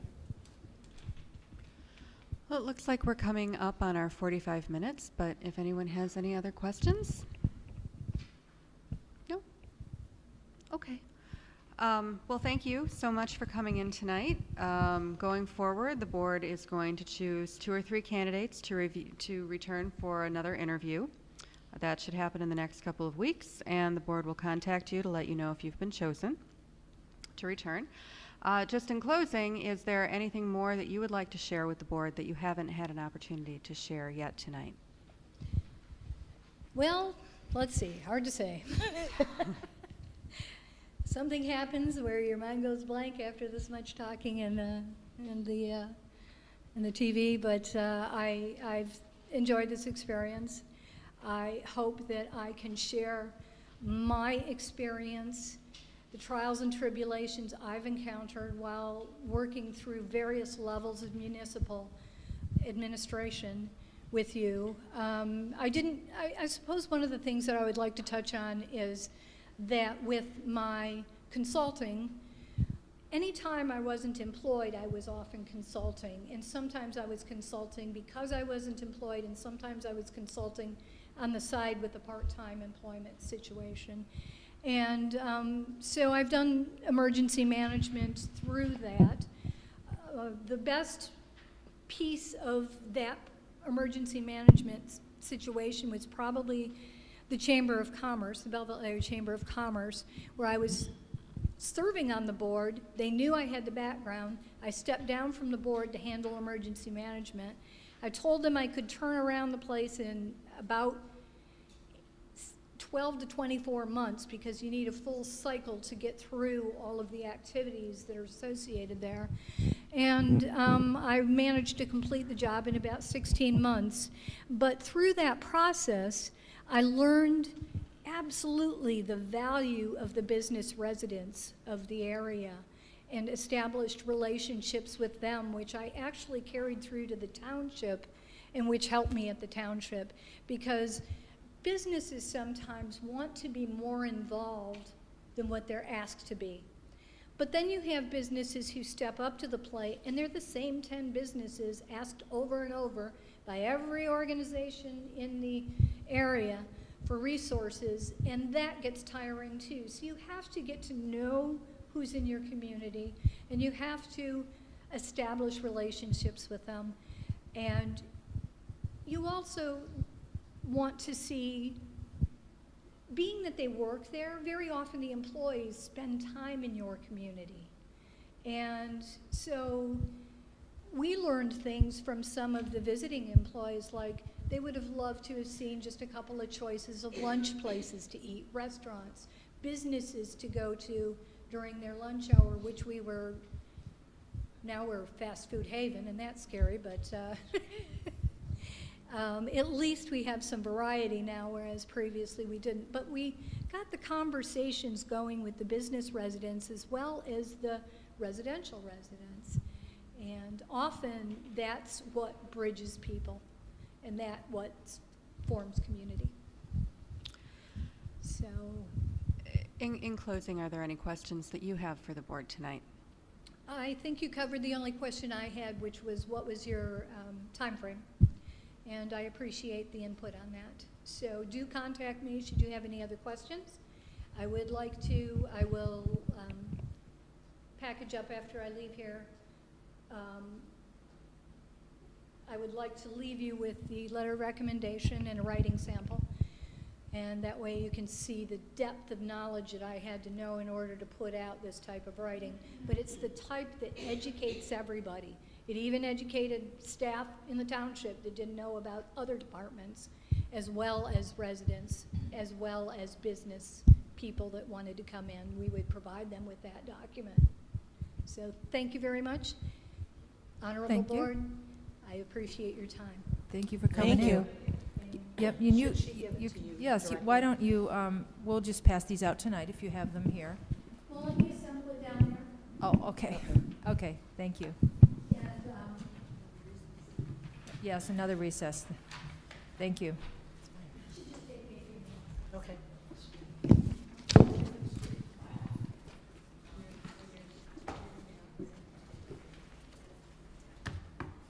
I like your pen. What? This is a custom pen. Somebody made it. Where I Really? worked at. Yep. That is heavy. Isn't that beautiful pen? Yes. We did it cost me, $60. no, $35. Oh. Very nice. I want one. Who is he, you know? You still have it? I'm a pen freak. So am I. I'm gonna. Yeah. I get What pen? customized pens.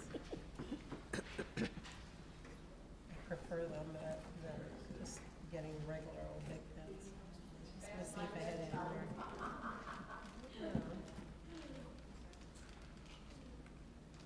No, I don't have any other ones. I have like 3 or 4 in my work Nice. that are not exactly like this, but different types.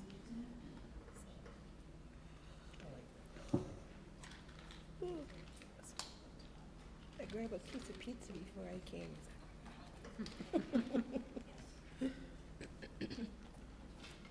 I was eating That sounds good. Pieces of chicken, I love leftover chicken. chicken. That's what I've been doing the past 2 days. Yesterday was hamburger on the road. Yeah, I know.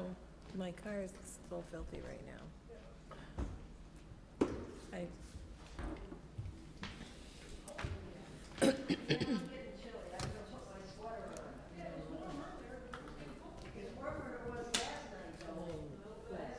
Running through this water. oh, goodness. This is stuff for later. Well, she was very articulate.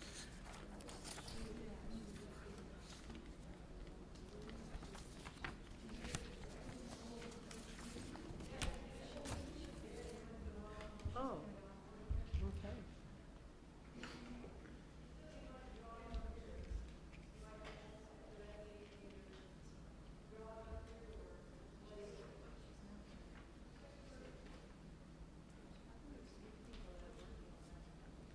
I don't know. I guess I'm ready to go on a cruise just to find out.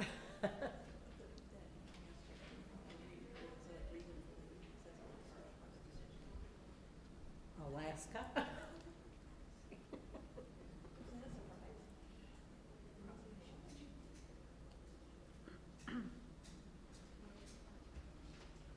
Well, at least 6 months out of the year, there's no sun. So. They have like twilight time. Yeah. Yeah, not dark, not light. Yeah.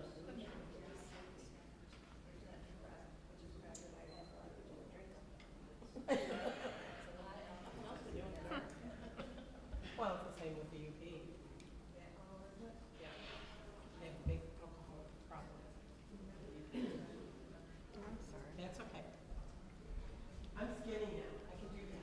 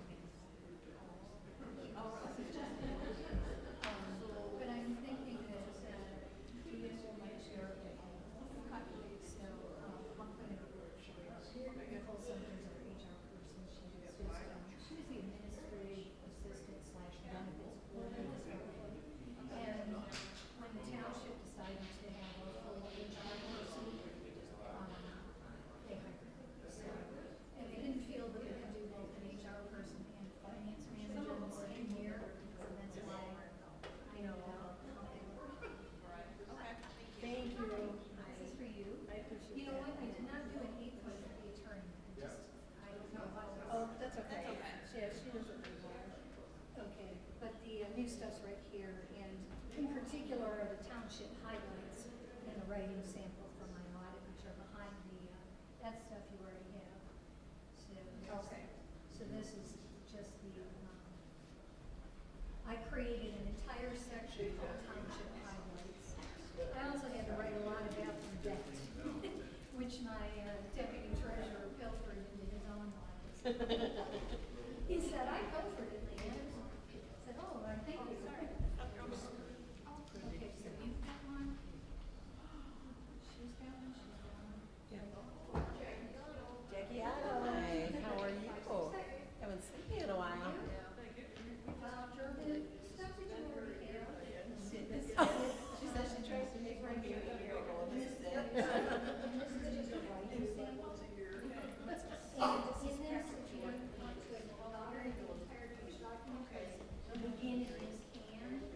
How are you doing?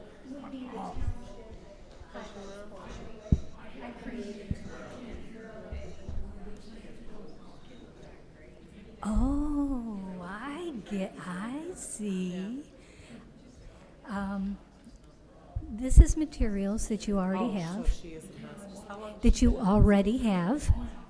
This is my letter of recommendation. This is the management discussion and audit that an analysis that I wrote last year about our township. I added the entire section of township highlights to help educate not only our group, but the residents and anybody using the audit. And that's the part that you'll see where I had to really understand my township in order to make it work. So, thank you for your time.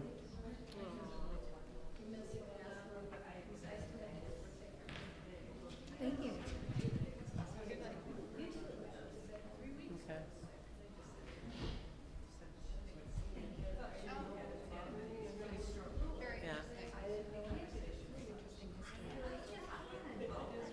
Yeah.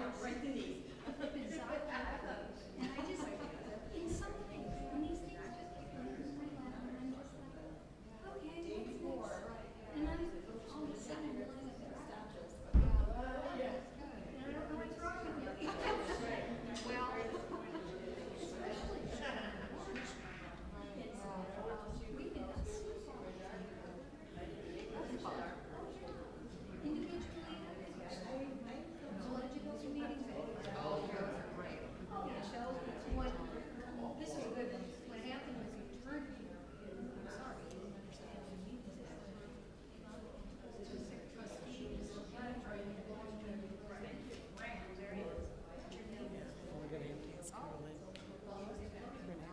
Her to leave. Oh my God, he's been at both of my all of ours.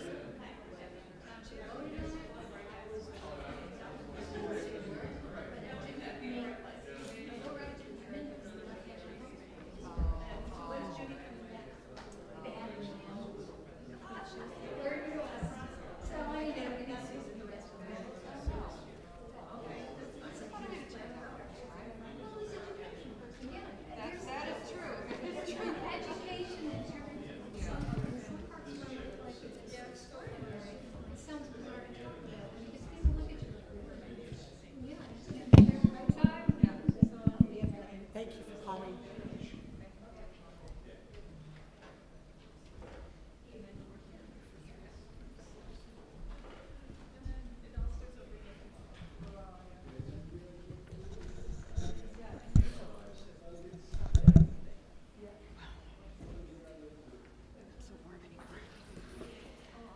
That's okay, no.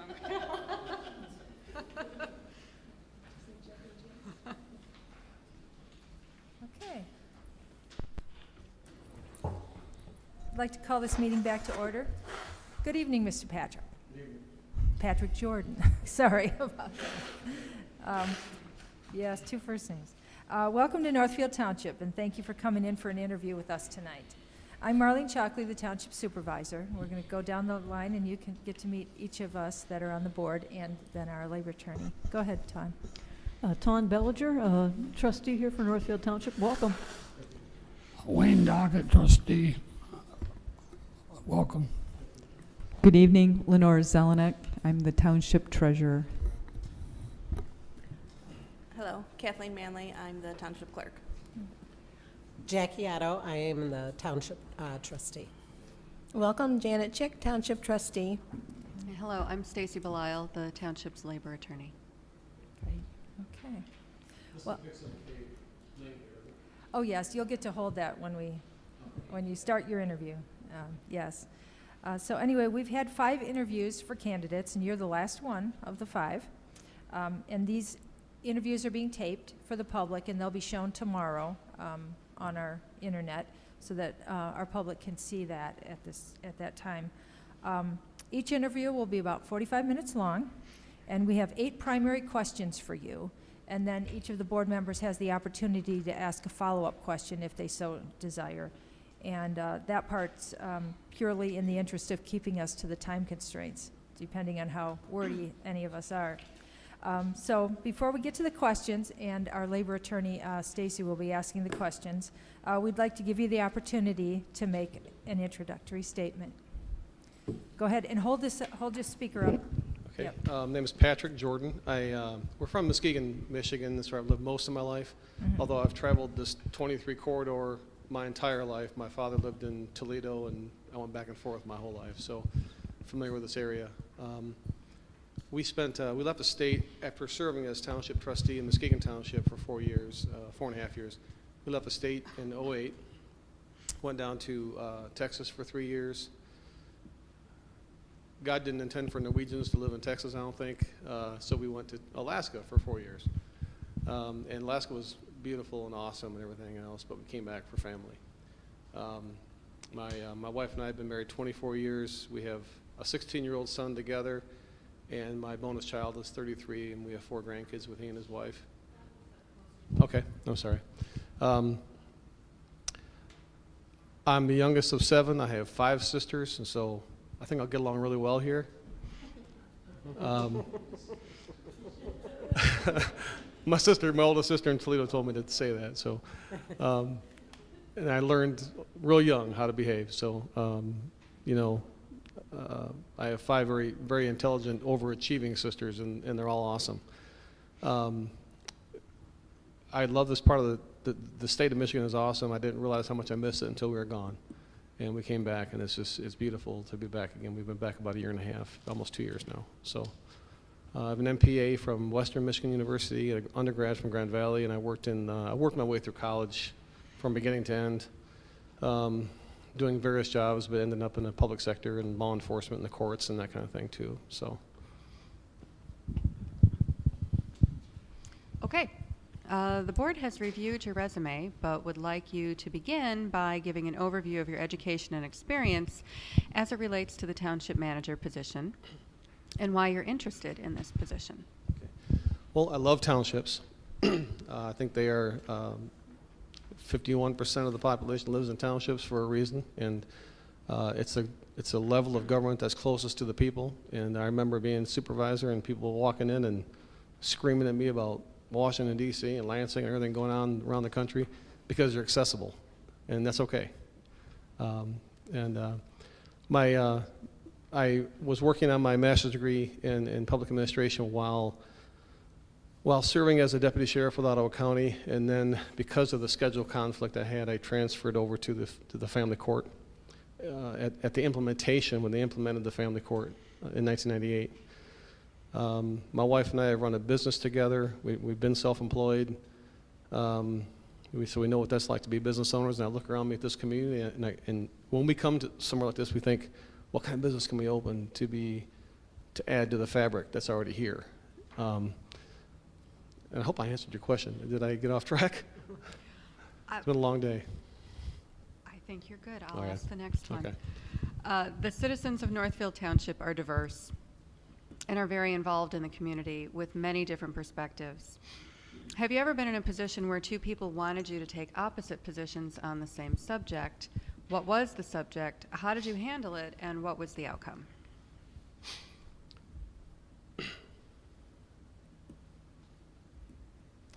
I think when I was with the city of Unalaska, which is Dutch Harbor out in the Aleutian Islands, when I landed there, there was already a process underway to do a classification compensation study for the entire city, all the employment groups of the city, 150 employees. the groundwork had already been done, the research had already been done, the group sessions and questionnaires had already been submitted, and it became a really volatile. So my introduction to everyone there was I had to be the bad guy and make decisions about this position will be in this classification, not this classification, because there's a big push to change this thing it's a scientific tool that's put together by a private company, and you have to give credence to it, and you have to give integrity to it, and not move people around based on emotion. And I made my fellow directors, I made a couple enemies right off the bat because I had to say no. That's not really being pulled in two different directions, but it's an example of if I need to say no, I can say no. Stand firm. What do you consider the biggest challenges and opportunities, what do you consider to be the biggest challenges and opportunities that Northfield Township is facing? I would say pressure on growth and infrastructure, utilities. I see there's a lot of construction going on now with MDOT. Controlling that growth, making sure that the community looks the way you want it to look 20 years from now. Your zoning has to be in place, infrastructure plans and master planning has to be done, just to make sure you secure the future for the township. What do you see as the role of township government in keeping the cost of government down while providing essential services to residents? I would just, like everyone else in Michigan right now, I know it's, I had a talk, I sat down a couple days ago with one of my state reps from the Muskegon area, Terry Sabo, and whenever I have a chance to talk to a state rep, I won't hammer on them. We'll discuss it, and I'll say something's got to be done about Proposal A and Headley. Now, those are tax issues, and we're talking about doing more with less is basically the gist of your question. Make sure, eliminate waste. Make sure everything is transparent so people can see where their money's being spent. A lot of times that's enough. They want to see it. At the local level is where they truly do see their tax dollars at work. They send a lot of money to Washington, a lot of money to Lansing. They don't see it. They don't see what's done with it.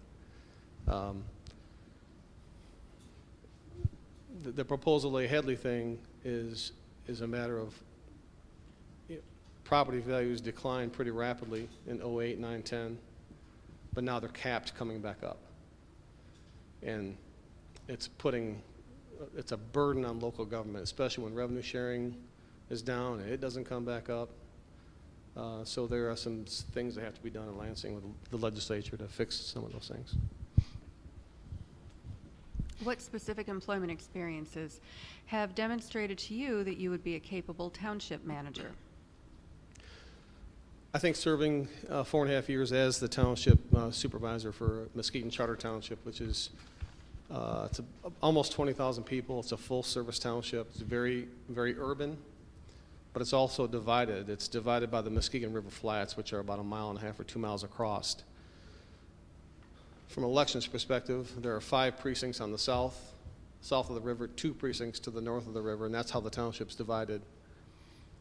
So being able to reach out and communicate with everyone there and make sure that you have people from various areas represented on your committees that are put together is critical.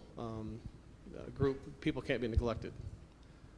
So I think I'll do it.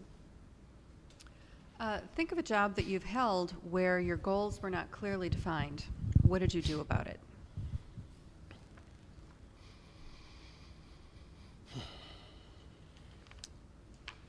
I think my most recent position in Wexford County, and I have to clarify for you in the spirit of transparency, I no longer work for Wexford County.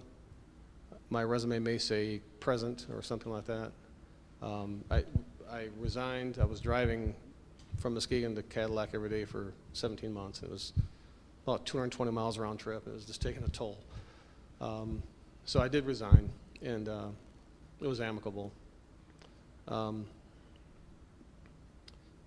But, it was very ambiguous as far as what are the goals, besides cut the budget as much as we can so we can survive. I was rarely ever given direction from the county commission as a whole, and that's how that's how a manager is supposed to be spoken to, is by the board collective, and didn't always happen. So it was kind of ambiguous. What was I supposed to be doing when I was getting an order over here and an order over here? Essentially, what they were really doing was just shedding non-essential services that counties don't have to provide. They're not mandated to provide. 911 is one of them, and I was up to my neck in 911 for a year trying to figure out different options and where to go with it. I had a recommendation for them, but it became very, very political, and when I left, it was still far from being decided. So just maybe not having clear direction, clear goals, and not always. They've been through a lot of administrators there, and so power has been kind of disseminated amongst some of the other elected officials, the full-time elected officials in the courthouse. And to get an administrator in there, and he or she has a job to do, but is not given the authority or the discretion to do it, can cause problems. When other officials don't want to let go of that power that was delegated to them a couple years ago, 3 years ago. So that was my experience there. Describe a situation working in a group or team where there was interpersonal conflict. How did you approach the conflict, and what worked? What didn't work, and how did you manage the outcome?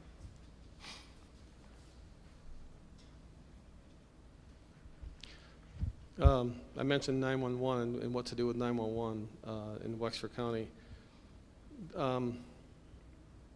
It was a very, very passionate issue, emotional issue with people. And from a law enforcement perspective, there's a state police post in Cadillac, and they are dispatched out of Gaylord. It's called GARB, the Gaylord Area Regional Dispatch Authority, dispatch center up there. And my recommendation was to contract with GARD, with the state police, and be dispatched from there. That became a very heated issue. Cops didn't care. They're like, "You give me a call, I'm going." But on the firefighter side is when it became an issue, and local control was a big issue with that. And I have firefighters in my family, and I understand it. So it was. I think there's a compromise coming up there if they do something different with it, and they may end up doing an authority. But to be in a room with county commissioners, a subset of the county commissioners who are looking at the dollars it takes to run 911 and trying to find something that they can do for half the cost, have them in the room, but also have the firefighters being represented from the various townships in the room who want to go in a different direction or keep a status quo. And it became very heated, and it was just, I would just kind of stop the discussion and just let's respect each other here. We're all here for the same reasons. We're all here for the same goals for the people who we work for up here in Wexford County, and be respectful with each other. So that's kind of where it left off. When you've entered a new workplace in the past as a manager or supervisor, describe how you have gone about meeting and developing relationships with your new coworkers, supervisors, and reporting staff. A lot of times it involves different locations, driving around, or management by driving around, or I've heard someone say once. Just going out and meeting people, going to their offices, going to their buildings, their departments, meeting with them, spending time with them, having a cup of coffee. And just being cordial and polite and respectful and genuine. I think it goes a long way. Okay, so we have some time now for follow-up questions from board members. Someone would like to start? Yes, Ms. Bellinger. Hello. I had a question here. Can you give a specific example of when you made a decision that benefited the taxpayers that was contrary to the direction the board wanted to go? You kind of had a little bit of that one issue. I don't know if you have anything else, or maybe you want to expound on that. Okay. Thanks.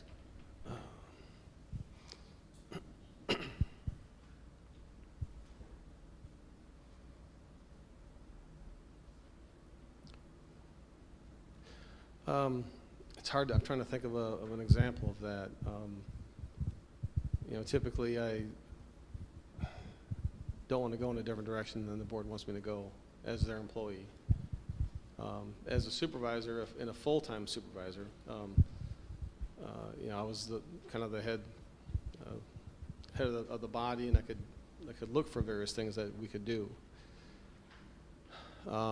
There's one instance where there's a German company in Muskegon Township on the north side called Bayer Crop Science. It's been called several different things, but Bayer from Frankfurt, Germany, bought it probably 15 years ago. The predecessor that was there had some IFTs, some industrial facilities tax abatements in place for they would, have their taxes frozen. They'd do an addition, bring in new equipment, not be taxed for it, and they'd promise a certain number of new jobs. The international market bottomed out. It fell out from under them for this product they were going to make. It was a type of pesticide. And Americans, we don't care to put anything on our crops, but in other countries, in Europe, they don't want this stuff on their crops. So the bottom kind of fell out of the market.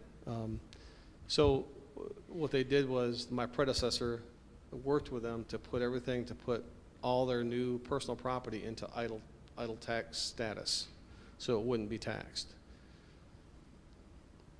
I don't really believe the board knew about that. And then when I arrived, and I was working with our assessor, who was a level 3 assessor full-time with us, and in fact I hired her, we sat down and looked at this, and it was, what we ended up doing was the economy was coming back. This is probably 05, 04, 05, 06. Coming back, the market was back for their product, and they slowly ramped up use of their new equipment, personal property. They brought in some new employees, but not the number they promised originally. And so we worked with them and brought their property out of idle status on a 25% increment basis. And that way it didn't hit them, and it kept them happy, and it kept them in the township. And now, because I did that, they're still there. We did a planning charrette, and we planned a whole corridor in Muskegon Township, Laketon Township, Dalton Township, Fruitland, 5 townships all together. We did a joint planning commission, and we brought a bunch of engineers and everybody. We locked ourselves in a room for 3 days and did a planning charrette and planned this whole corridor, but we focused on the Bayer Crop Science parcel, which is a 400-acre parcel. It wasn't a brownfield. It was a beautiful piece of land. Had a 12-inch vacated sewer main for the county system, which was a wholesale rate on sewer. Had water, had an active rail line in back, and it was ideal for what Bayer wanted to do was a European-style synergistic industrial park where different companies would share, resources somehow, or one company's byproducts would be another company's raw material, or they share steam, they share this and that. And 8, 9, 10 came along, the bottom kind of fell out of the economy again, and all they got put on hold, but it's still there. And they're still there, Bayer's still there, and it's going to happen. It's just a matter of time. But if we had taken a harsh tone with them and said, you didn't provide the employees, we're going to take away your IFTs, they would have packed up, sold the property, left the state, gone to Indiana or something. So that's kind of what went down there. Wasn't really against what, it wasn't a different direction, but it was something that was done before me and after me that was kind of under the wraps a little bit. Okay. Other questions? Mr. Dockett. I'd like to know, do you know much about Northfield Township? I know when you started, you said you drove through here quite often. Yeah, we drove through. We've never jumped off here. I'm not gonna sit, I've looked you up online a little bit, looked at the township, looked at the DDA and the minutes from some of those meetings and what's being done, and I can't say I know any more than that. I'm not gonna lie to you. This has nothing to do with this interview, but as soon as we're done, I'd like to ask you a couple of questions. I spent 4 years in Bristol Bay, Naknek and Really? Quejack, and Fishing. and, Cool. and Lake Clark.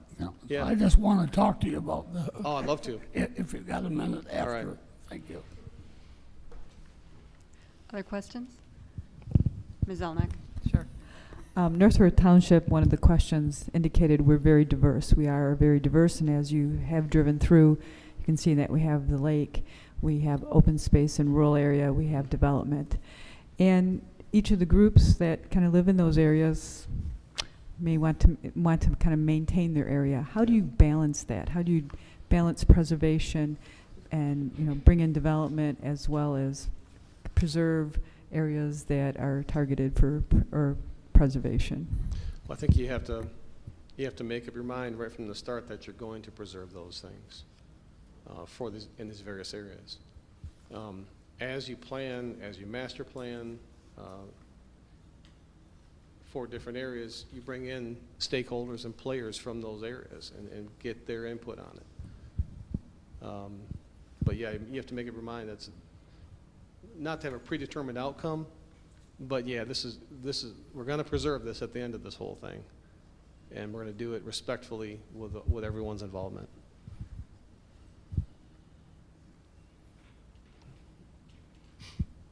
Other questions? I'm seeing here where you had this 220-mile commute, and I'm just wondering how accessible you're planning to be if you were here full-time with this, you know. Yeah. I'm not going to do a commute like that again. I've hit one deer. It's the turkeys that really worried me. They'll come through your windshield, but I only hit one deer, thank God. But that drive, it takes a toll on you. It takes a toll on your low back, your body, you know. I won't do that again. I will move over here. Now, I have family in Toledo. I don't know, it's 50 miles away, I guess. They're just across the border. But my son is going to be, he's a junior in high school now, finishing up his junior year. Sent his SAT scores to Michigan State, not U of M. Anyway, but I don't want to uproot him again. I want him to graduate without being dragged around the country anymore. Done that to him enough. But I will make myself available. I'll be here. Okay. Somehow, some way. Thank you. Other questions? You're going to get out of here early. Yeah, I guess so. Okay. Oh, there's, Well, thank you for coming in tonight. Going forward, the board will choose 2 or 3 candidates to return for a second interview in the next couple of weeks. And the township will contact you to let you know whether you've been chosen to return. In closing, is there anything more that you'd like to share with the board that you haven't had an opportunity to share yet tonight?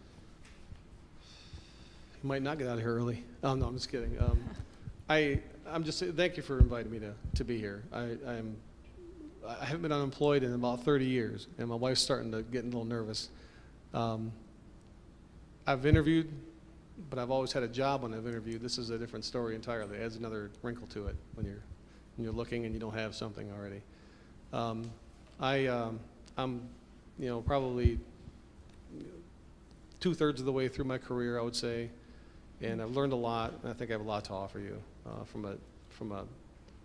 especially having been a township supervisor, understanding the politics of it and what it takes to run a township. The challenges that we're facing right now in Michigan with revenues. There's a revenue problem, a big one, with local municipalities. So I would like to do everything I can to lobby to try to get some of that remedied. But I just want to thank you for inviting me down here. thank you, Mr. Jordan. Okay, if you have no questions for the board, then thank you very much.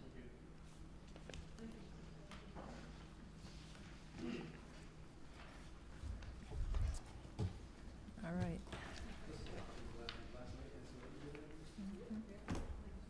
We're gonna be on some more things, so I probably won't get to talk to you.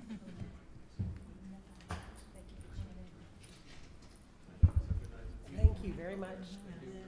Thank you so much for coming.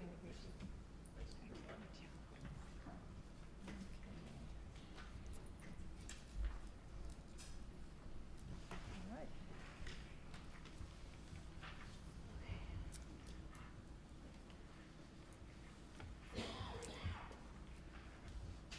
Well, the next item on our agenda is the easements for the Barker Road path. And I can explain a little bit, we talked about it a little bit the other night about what has happened with this whole situation.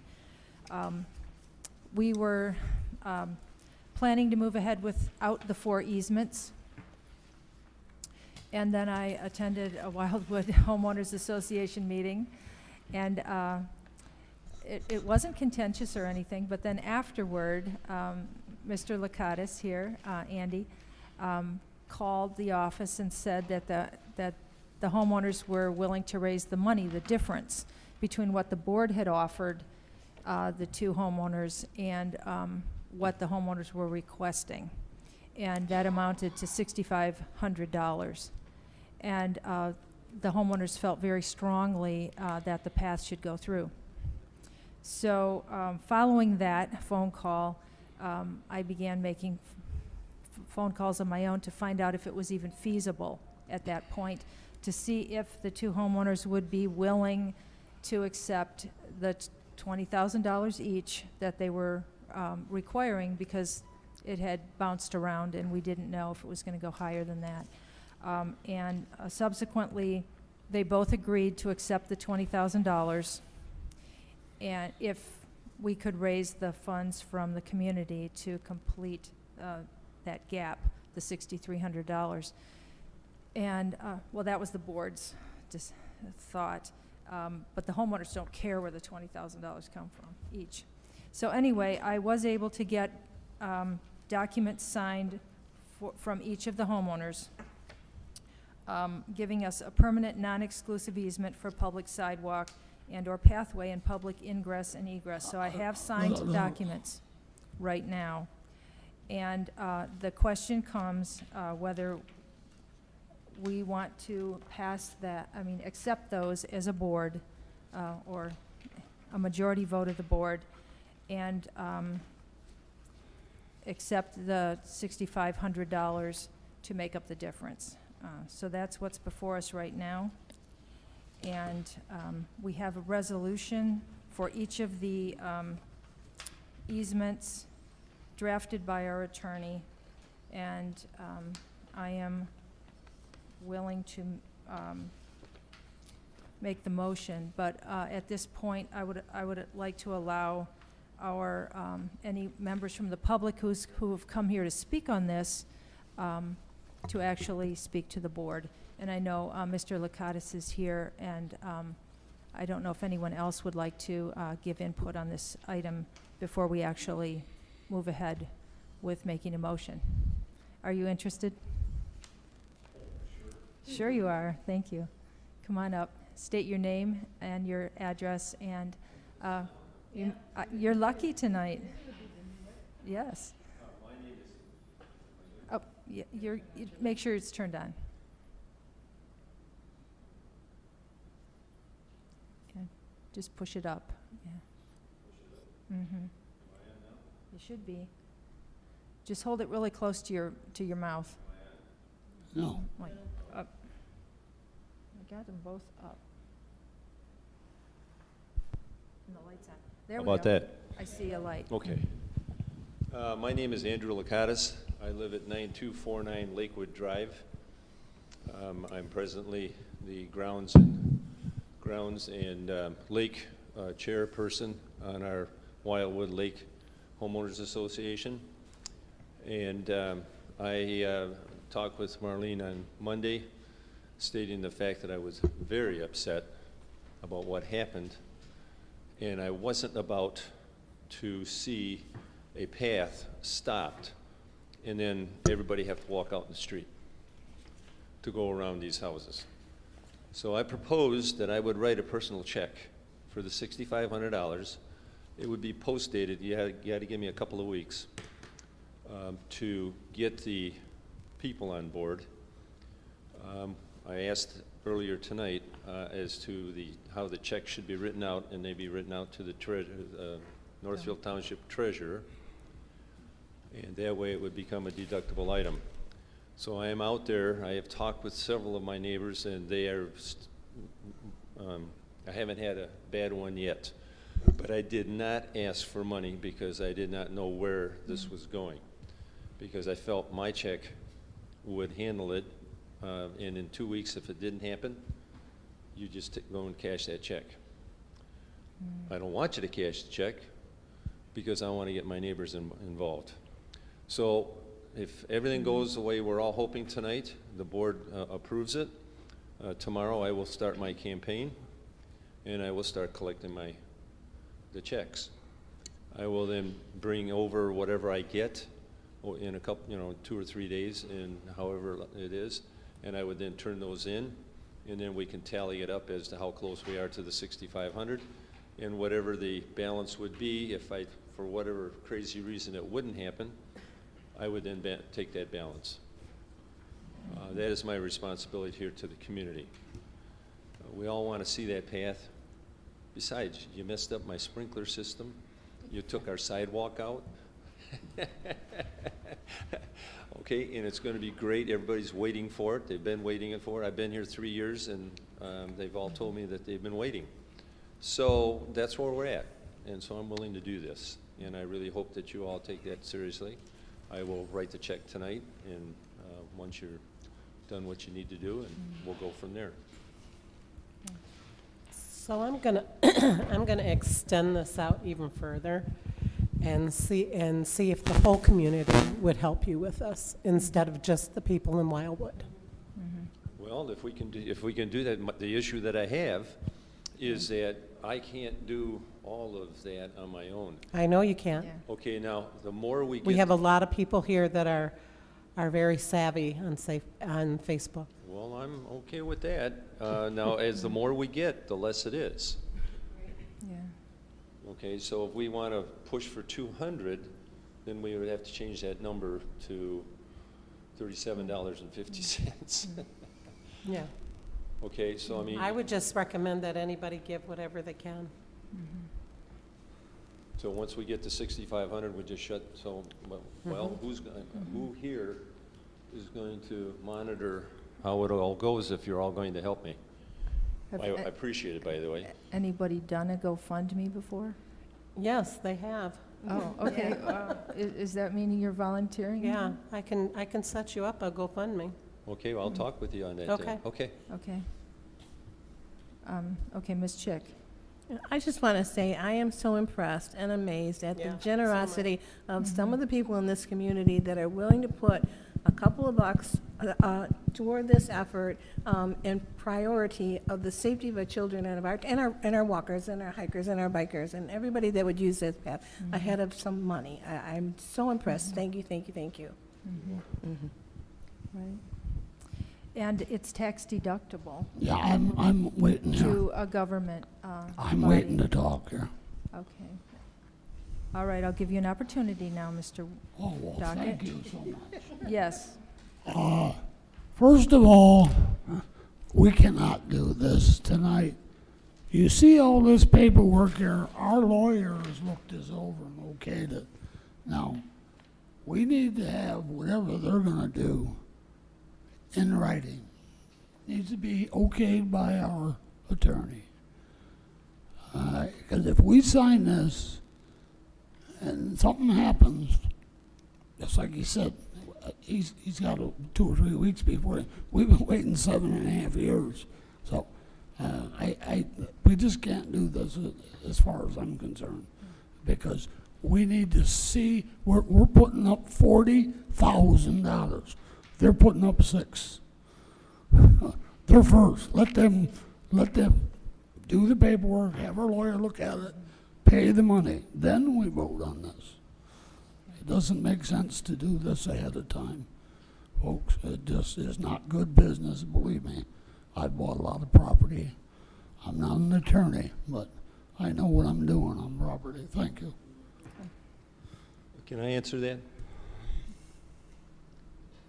I'm very sorry that you feel that way, because this is my part to this community. Every one of you on board here should have said yes, including you.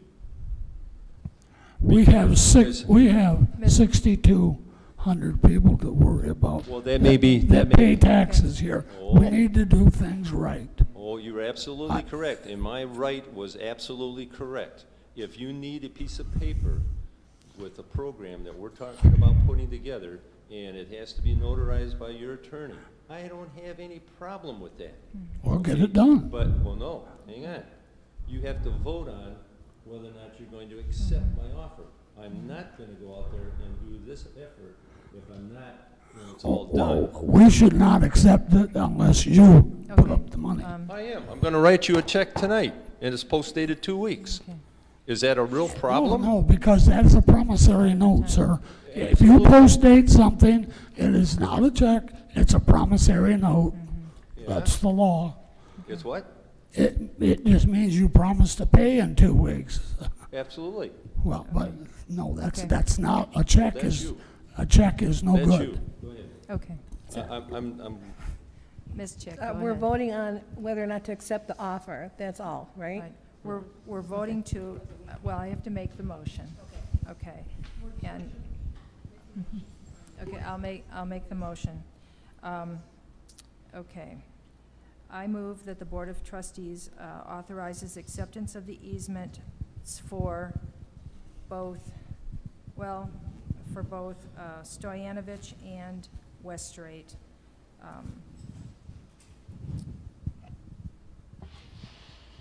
Contingent upon the receipt of donations in the amount of $6,500 from members of the community and pending review by our attorney. Review and approval by our attorney. Pending review and approval by our attorney. Make her put a date on A date? it. Well, what And- is this, forever? No, Huh? we will need to know quickly because the construction has started and they will want to be clearing some trees. So we really need to know if this is going to go ahead at this point, so we don't experience any delay, any additional cost due to delay in the construction. So it would be helpful to have the funds by Friday so that I could tell them they can continue. But This Friday, this Friday. Friday, put the date on Right. it. There's no way that I can put that together myself. Mhm. I can't, even with Jacqueline, that's not going to happen. How long does it take for a GoFundMe to night. actually? A night? What, Okay. tonight? Tonight, it would come up tonight. It would come out tonight. What was the question? Okay. The GoFundMe can be put up tonight and it can get funded, begin to get funded by the community. Yeah, and you would have to get it out, huh? Yeah, I don't know if you are. You don't No, think you- we'd be no, in that 2 is- days? That's physically impossible. No, and even if we had it, I'm just being serious, even if we had it out on the Facebook and everything to tell people that's where to go. I mean, because I've been raising funds for the parade, and it does take, a while. Something like this, where we have to explain to people why we're doing it and everything, people will give. Some people give $5, some people $10, some people hundreds of dollars. It all depends. But this is a considerable amount of money to raise. It is. And to do that in 2 days is Mhm. gonna be hard. Friday, are you saying that's absolute, that you have to have it, or that you're just guessing? Okay. No, it would be helpful to be able to tell them right away that we're planning to continue. But if we make this contingent on the funds coming in, we can't wait 2 weeks or 3 weeks for that to happen. Next You shouldn't do this without a lawyer. That's We'll for have, sure. Mr. Maines will be here on I'll have him look it over tomorrow. Well, Well, you're voting tonight. Pardon? You're voting on something. Okay. you're To voting be on honest with you, I something that think all that Mr. Licata wants to know is the board going to back him on the $6,500? You know, are we approving that this is okay for him to do? I think that's all he's asking for. Okay, And then we can figure out the rest. okay. Would you like to make that kind of a motion? We do have 2 resolutions that we could adopt tonight to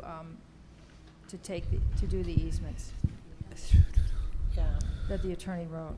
Yeah. But if you'd like to handle this on Tuesday officially with these 2 resolutions, that's fine. I just need to let the contractor know. But wait a minute, I won't be around on Tuesday, and I'm a vote for this. Okay. So. So really, what we need to decide as a board is, are we going to accept his proposal of the $6,500? That's really what the motion should be. Well, isn't it more than just that, though? Because it's more than the 6,500, because we're back to the township general fund paying out this, in my opinion, extortion of $1,650 and $17,000 to the other, on top of Yeah, but that was already $6,500 on top. passed. That But was already But that passed passed. with a deadline on a Friday, and it It wasn't was a approved. self-imposed deadline. It was a deadline imposed by the board. We can always rescind that deadline, But we didn't. can't we, Lisa? Well, I don't know. I'm just asking. I mean, that's what I'm saying. can It was, You it can was- rescind any rescind it. motion. But it was dead at that Friday when we did not receive the okay from, I guess, 1 or 2 of these, these landowners that are trying to get this money out of the township. I think it's absolutely admirable that the community is stepping up in this manner. I really think that's admirable. I also, beginning of this with the 3rd phase, I think that shouldn't have happened. I Well, think we should have approached it putting a sidewalk in and not tearing up that good sidewalk that was there and working around it. Of course, we already went past that, and the board said, okay, we're gonna do non-motorized, use a lot of money path. But, here we are again, we're gonna spend out of the general fund almost $40,000, and here the community's Yeah. Okay. going to add to that even. Okay. It is admirable on the side of the community, and I appreciate the safety, the concerns, and what they're trying to do. Well, okay, I appreciate that very much. Okay. As a citizen of the township, and the fact that I and everybody else pays taxes, and we're all waiting for this path, and everybody's been waiting it for it ever since you started it over at the bridge, and it ended. And then you built the boardwalks down by the school, and it ended there at our property line, because that's where our sidewalk was. Now all of a sudden, you're putting the sidewalk in, and as it would have stood till I came up here and discussed things with you, it would have ended at a fence. Now, do we, as citizens of this community, want people to walk out on the Barker Road to go down to the freeway?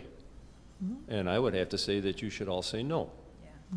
Okay, now, based on the fact that you've already theoretically approved, well, not theoretically, you did approve, and then put that self-staining thing on there of Friday, and you were going to spend the money you were spending, which is my money, as well as anybody else's, and we're now getting this $6,500, and yes, is it extortion? Absolutely. But you know what? That is the way we work in the United States. And when somebody knows that I've got the last piece of property and I'm going to hold up this project, I am going to go for everything that I can go for. And that's what they did. and we're stuck with it, okay? And do I like it? No. Do I really want to spend $6,500 or anybody else's $6,500? No, but we're going to. And the reason we're going to is because we're now going to have a sidewalk that we can ride bikes on, and people can walk in 2 directions, and we can walk from the school all the way down to the lake. Now, play the game of politics all you want up here. I have proposed a proposition here for us to get things going. But to put a 2-day limit on me, that is not fair at all. How I wanted to set this up was the money would be there. But if I give you, I can give you the money, okay?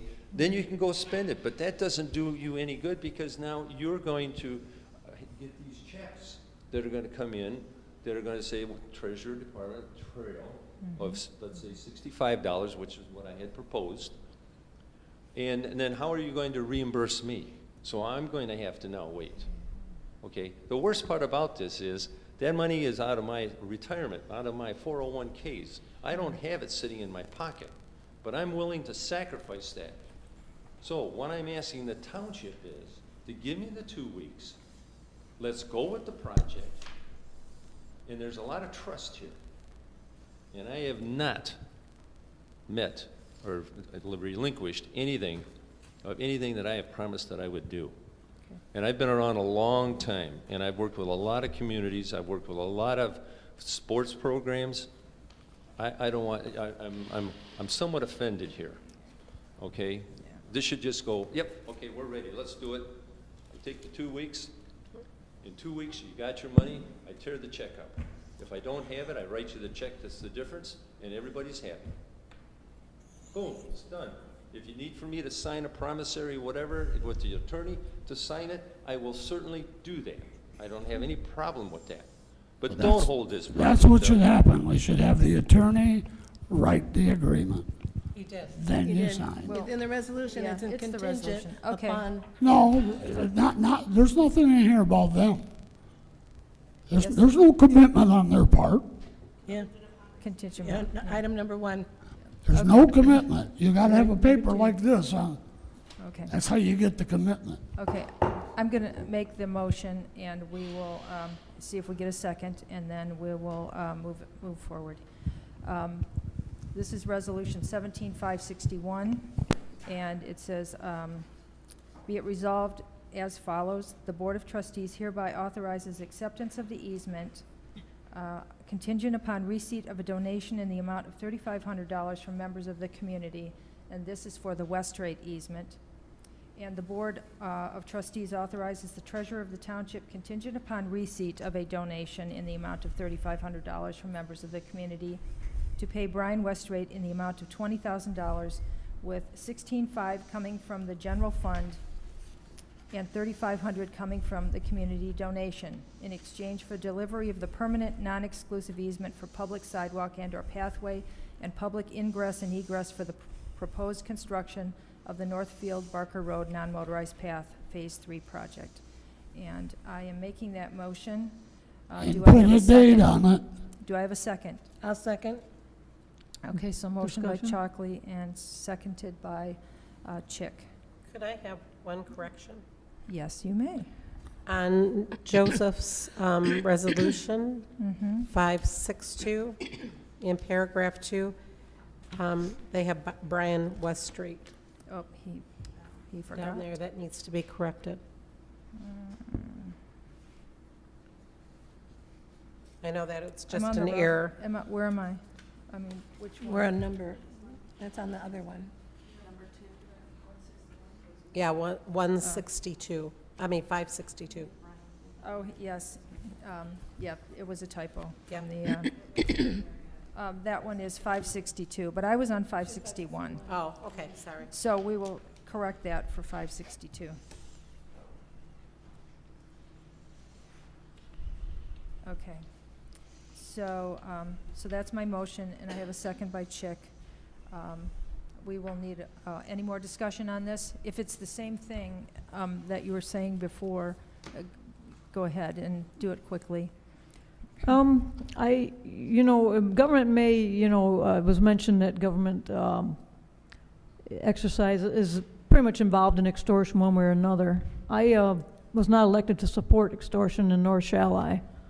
I don't believe that's the right approach, and that's part of the reason I did get involved, is to try to drain the swamp, per se.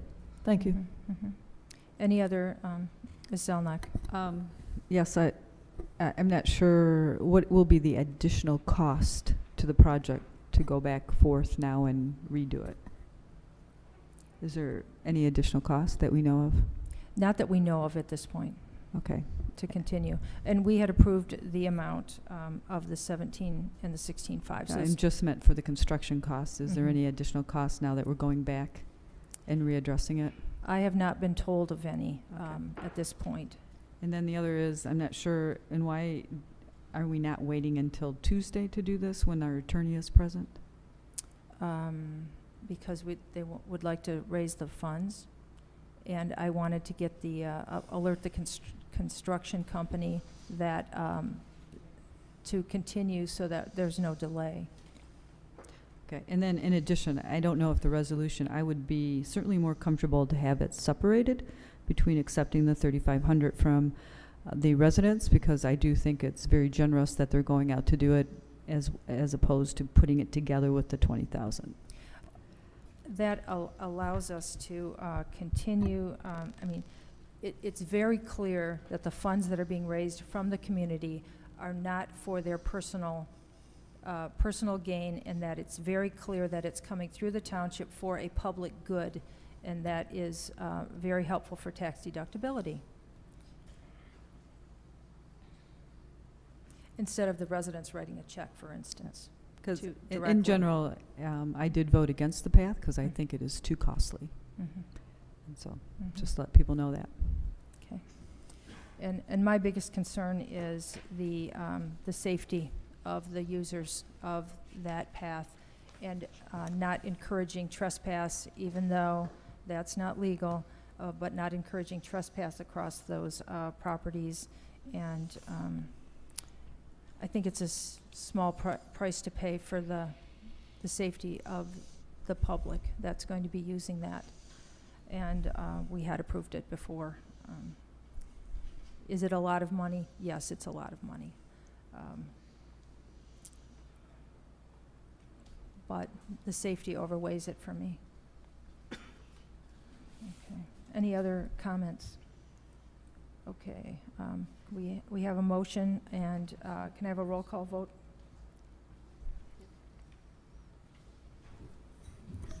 Docket. I'm not voting because I think it's illegal. Okay. Good. Chalkley. Yes. Manley, yes. Bellinger. No. Chick. Yes. Zelenak. No? Otto. Yes. It passes. Thank you. Now we have the other one, Resolution 17-562.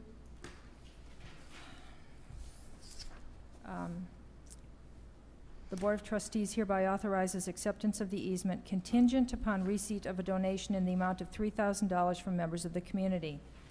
The Board of Trustees authorizes the Treasurer of the Township, contingent upon receipt of a donation in the amount of $3,000 from members of the community, to pay Joe Stoyanovich $20,000, with $17,000 coming from the general fund and $3,000 coming from community donation in exchange for delivery of the permanent non-exclusive easement for public sidewalk and/or pathway and public ingress and egress for the proposed construction of the Northfield Barker Road non-motorized path Phase 3 project. So, a motion, do I have a second? I'll support. Okay, motion by Chalkley and support by Chick. Do we have any more discussion on this one? Ms. Bellinger? Yeah, this kind of hits home about the issue of grants. If this project was done as a sidewalk and began years ago as a sidewalk, it's very likely that we wouldn't be here today, because it would already be a sidewalk in place, as there certainly should have been. But the grants and all the stipulations that are associated with this free money of grants has created quite an issue. And this phase 3 absolutely should not have been begun without the obvious easements that we're having an issue with.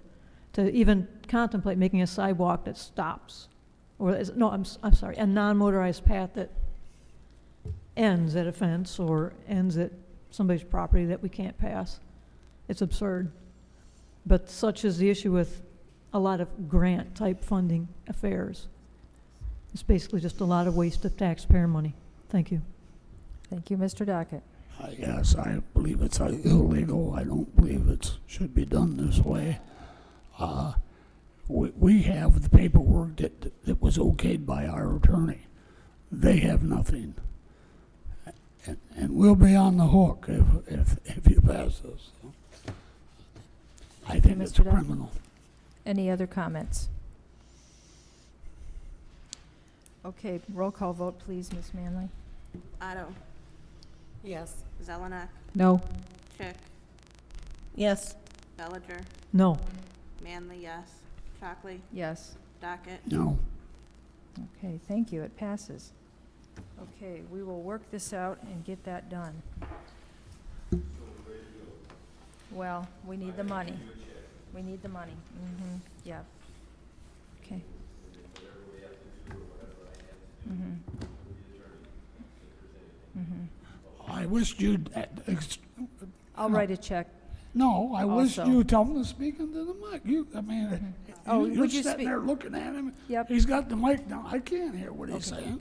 Go ahead, And Mr. I do that all the time.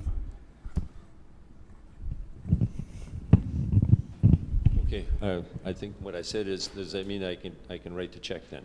Yes. And I can put- Personally, and I can I would prefer not to have a check post-dated, because our policy is we don't accept post-dated checks. You mail them back, right? We would mail it back. Mhm. So I would take it on your good faith and credit and your public comments that you will raise the money, and I would give you a date to give us that money, because, again, we don't accept post-dated checks for Mhm. anything in the Treasury Department. We would Okay. send it back. We don't want to have it in our vaults. It's just not good policy to have that. So, again, That's- you've that's made, okay. you've made a Okay. public statement, you post-dating it, you know, It's a promissory note if it's posted. yeah, so, I mean, just for, having a post-dated check, really, we just don't keep it, because it becomes our onus in the township if we were to lose it, whatever. Okay. I agree. We No, trust I you to just- bring it in as soon as you have an opportunity. Well, what we'll do is, I'll get started this weekend, although I'm out of town for a couple of days, so that's why I said when you said Friday, that was not gonna happen for me. But we will definitely have it in as soon as possible. Okay. I looked at the potential of 2 weeks because of the holiday.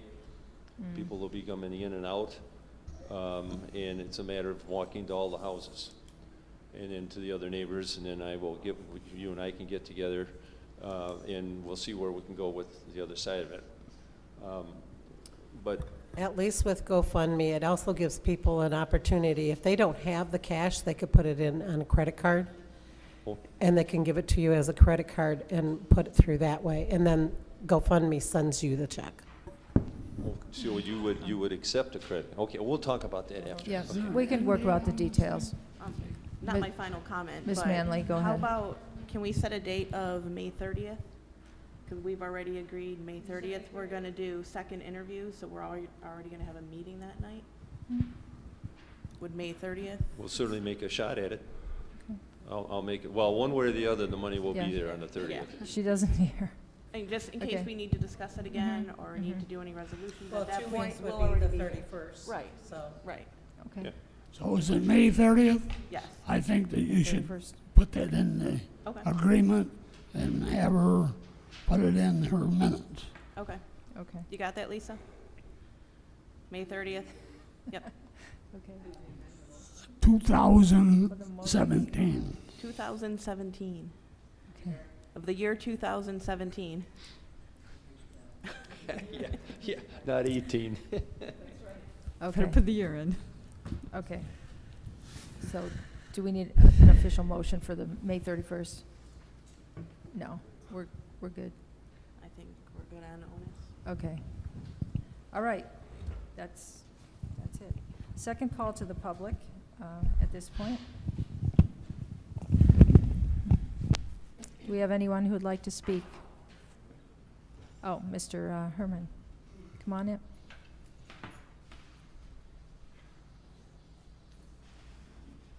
I think Sean wanted me to, I'm Jerry Herman. Anyway, I just got back from the Washtenaw Board of Commissioners meeting. They were voting on, is it up? I don't know. Now I know. Is it working now? All right. Yep. Thanks, Mr. Dockett. You're good at that.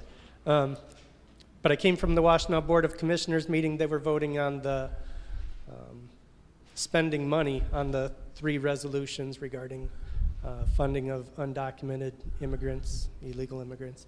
And I left before they actually voted on that, but I'm sure they voted for funding it. Our commissioner for our area, Michelle Dietrich, said she was going to make an amendment to increase the spending on that. So she had promised to us earlier she was working to decrease the spending on it. So I think she was just kind of playing us, but she voted to increase the spending on this, despite our issues with the roads. They seem to have a lot of money for other projects. Did it pass? I left before the vote, but I'm sure it did. They were all in, and Commissioner Ping wasn't there, so she would have been one of the no votes, and I'm sure all the rest of them voted yes. Thank you. Okay, anyone else? Ms. Devlin. Mary Devlin, 9211 Brookside Drive. Every one of you on this board, trustees and everybody else, was voted on to do your job, and part of your job is voting. And if I recall correctly, the Michigan Township Association states that a trustee is to vote on all issues unless you abstain for obvious reasons, whether you have a relative in the company or you used to work for the company or something of that nature. And I think it's a shame that, you know, one person on this board decides they don't want to vote because they just don't want to.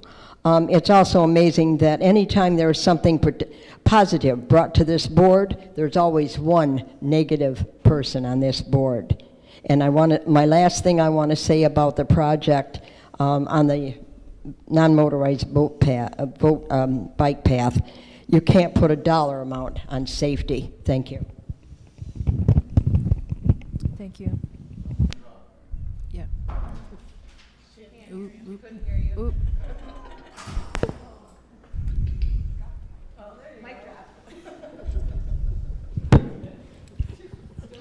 Chuck Stoyer, 6 Mile Road.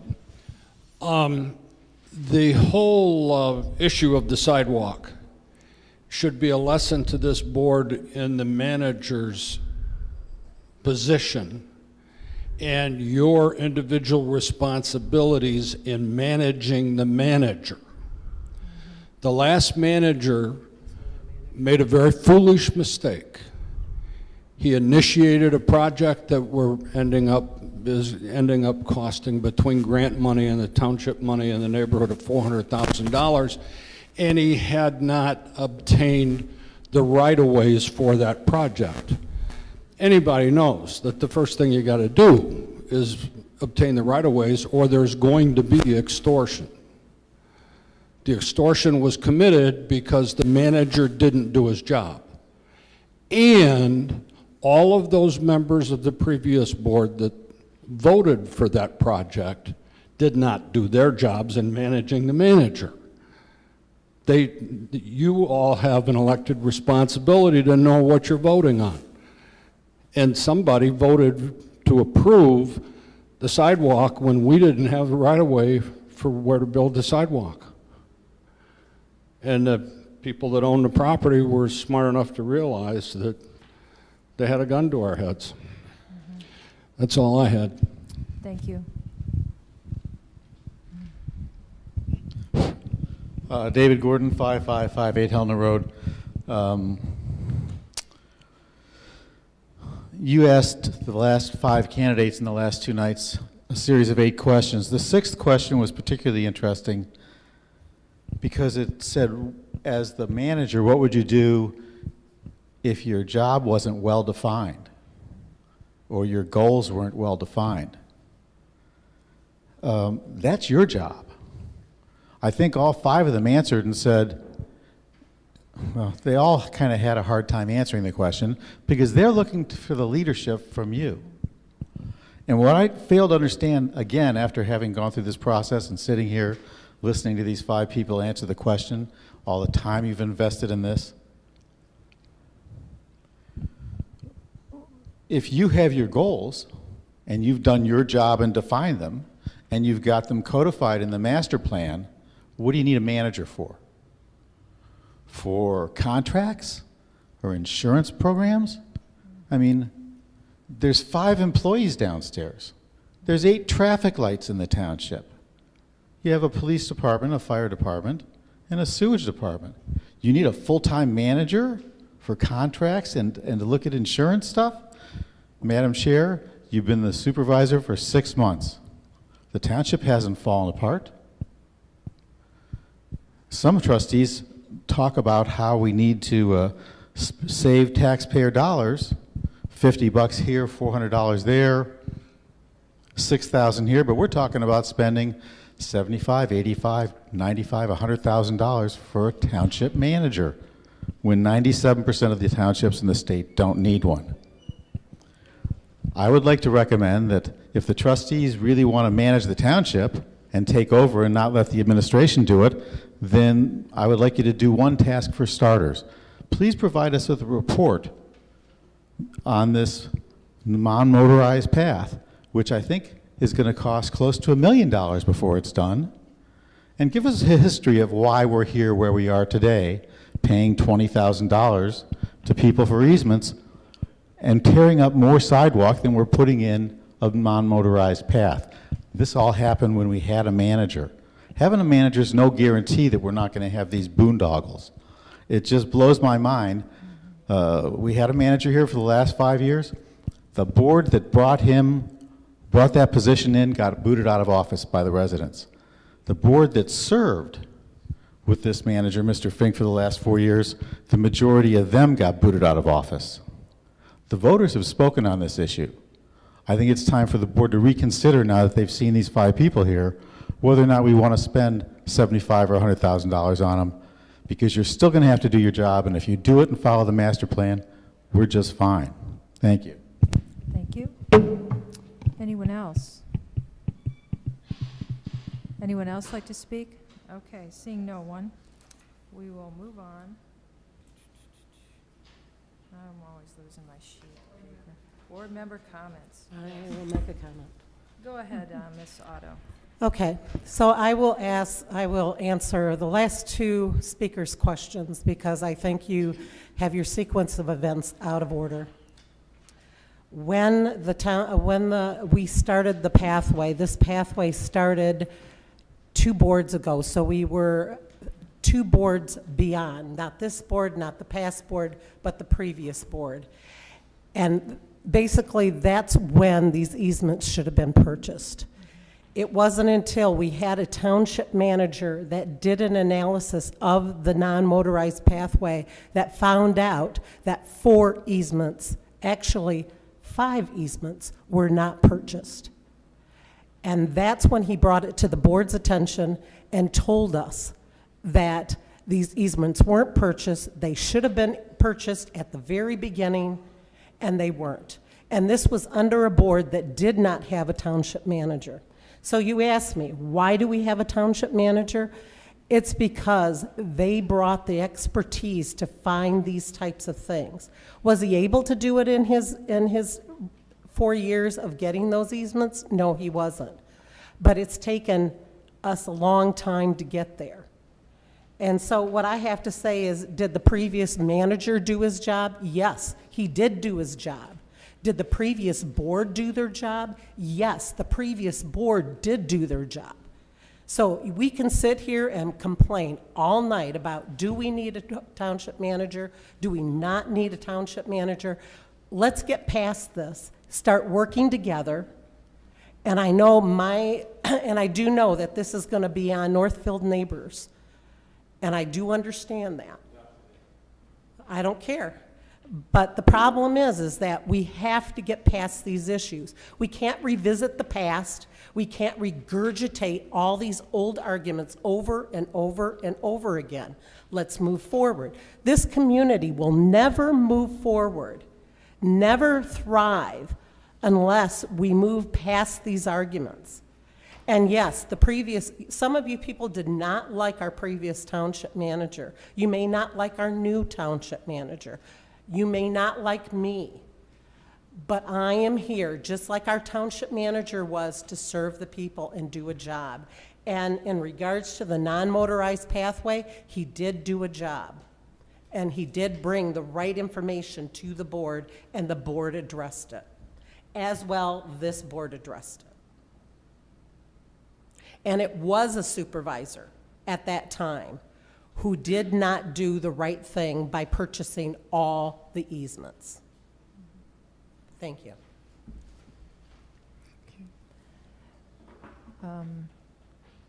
We'll just go, whoever wants to go. Go ahead, Ms. Bellinger. Regarding the non-motorized path issue, I hope that this is a lesson that next time we need some sidewalks, that perhaps we put in sidewalks. And perhaps we'd maybe hire local businesses, maybe to do sidewalks, not government grant, non-motorized paths. And there was, I believe phase 3, I believe this board approved phase 3 of this non-motorized path, not the previous board. There was some board members that did find that this was definitely a, what's that, a boondoggle? Anyway, it was a lot of steps in the wrong direction, and a few board members here voted against the continuation of the same, hoping that perhaps we could have a sidewalk be finished, not a non-motorized path at the future time. So anyway, that's let this be hopefully a lesson that in the future we make sidewalks when we're going to make sidewalks.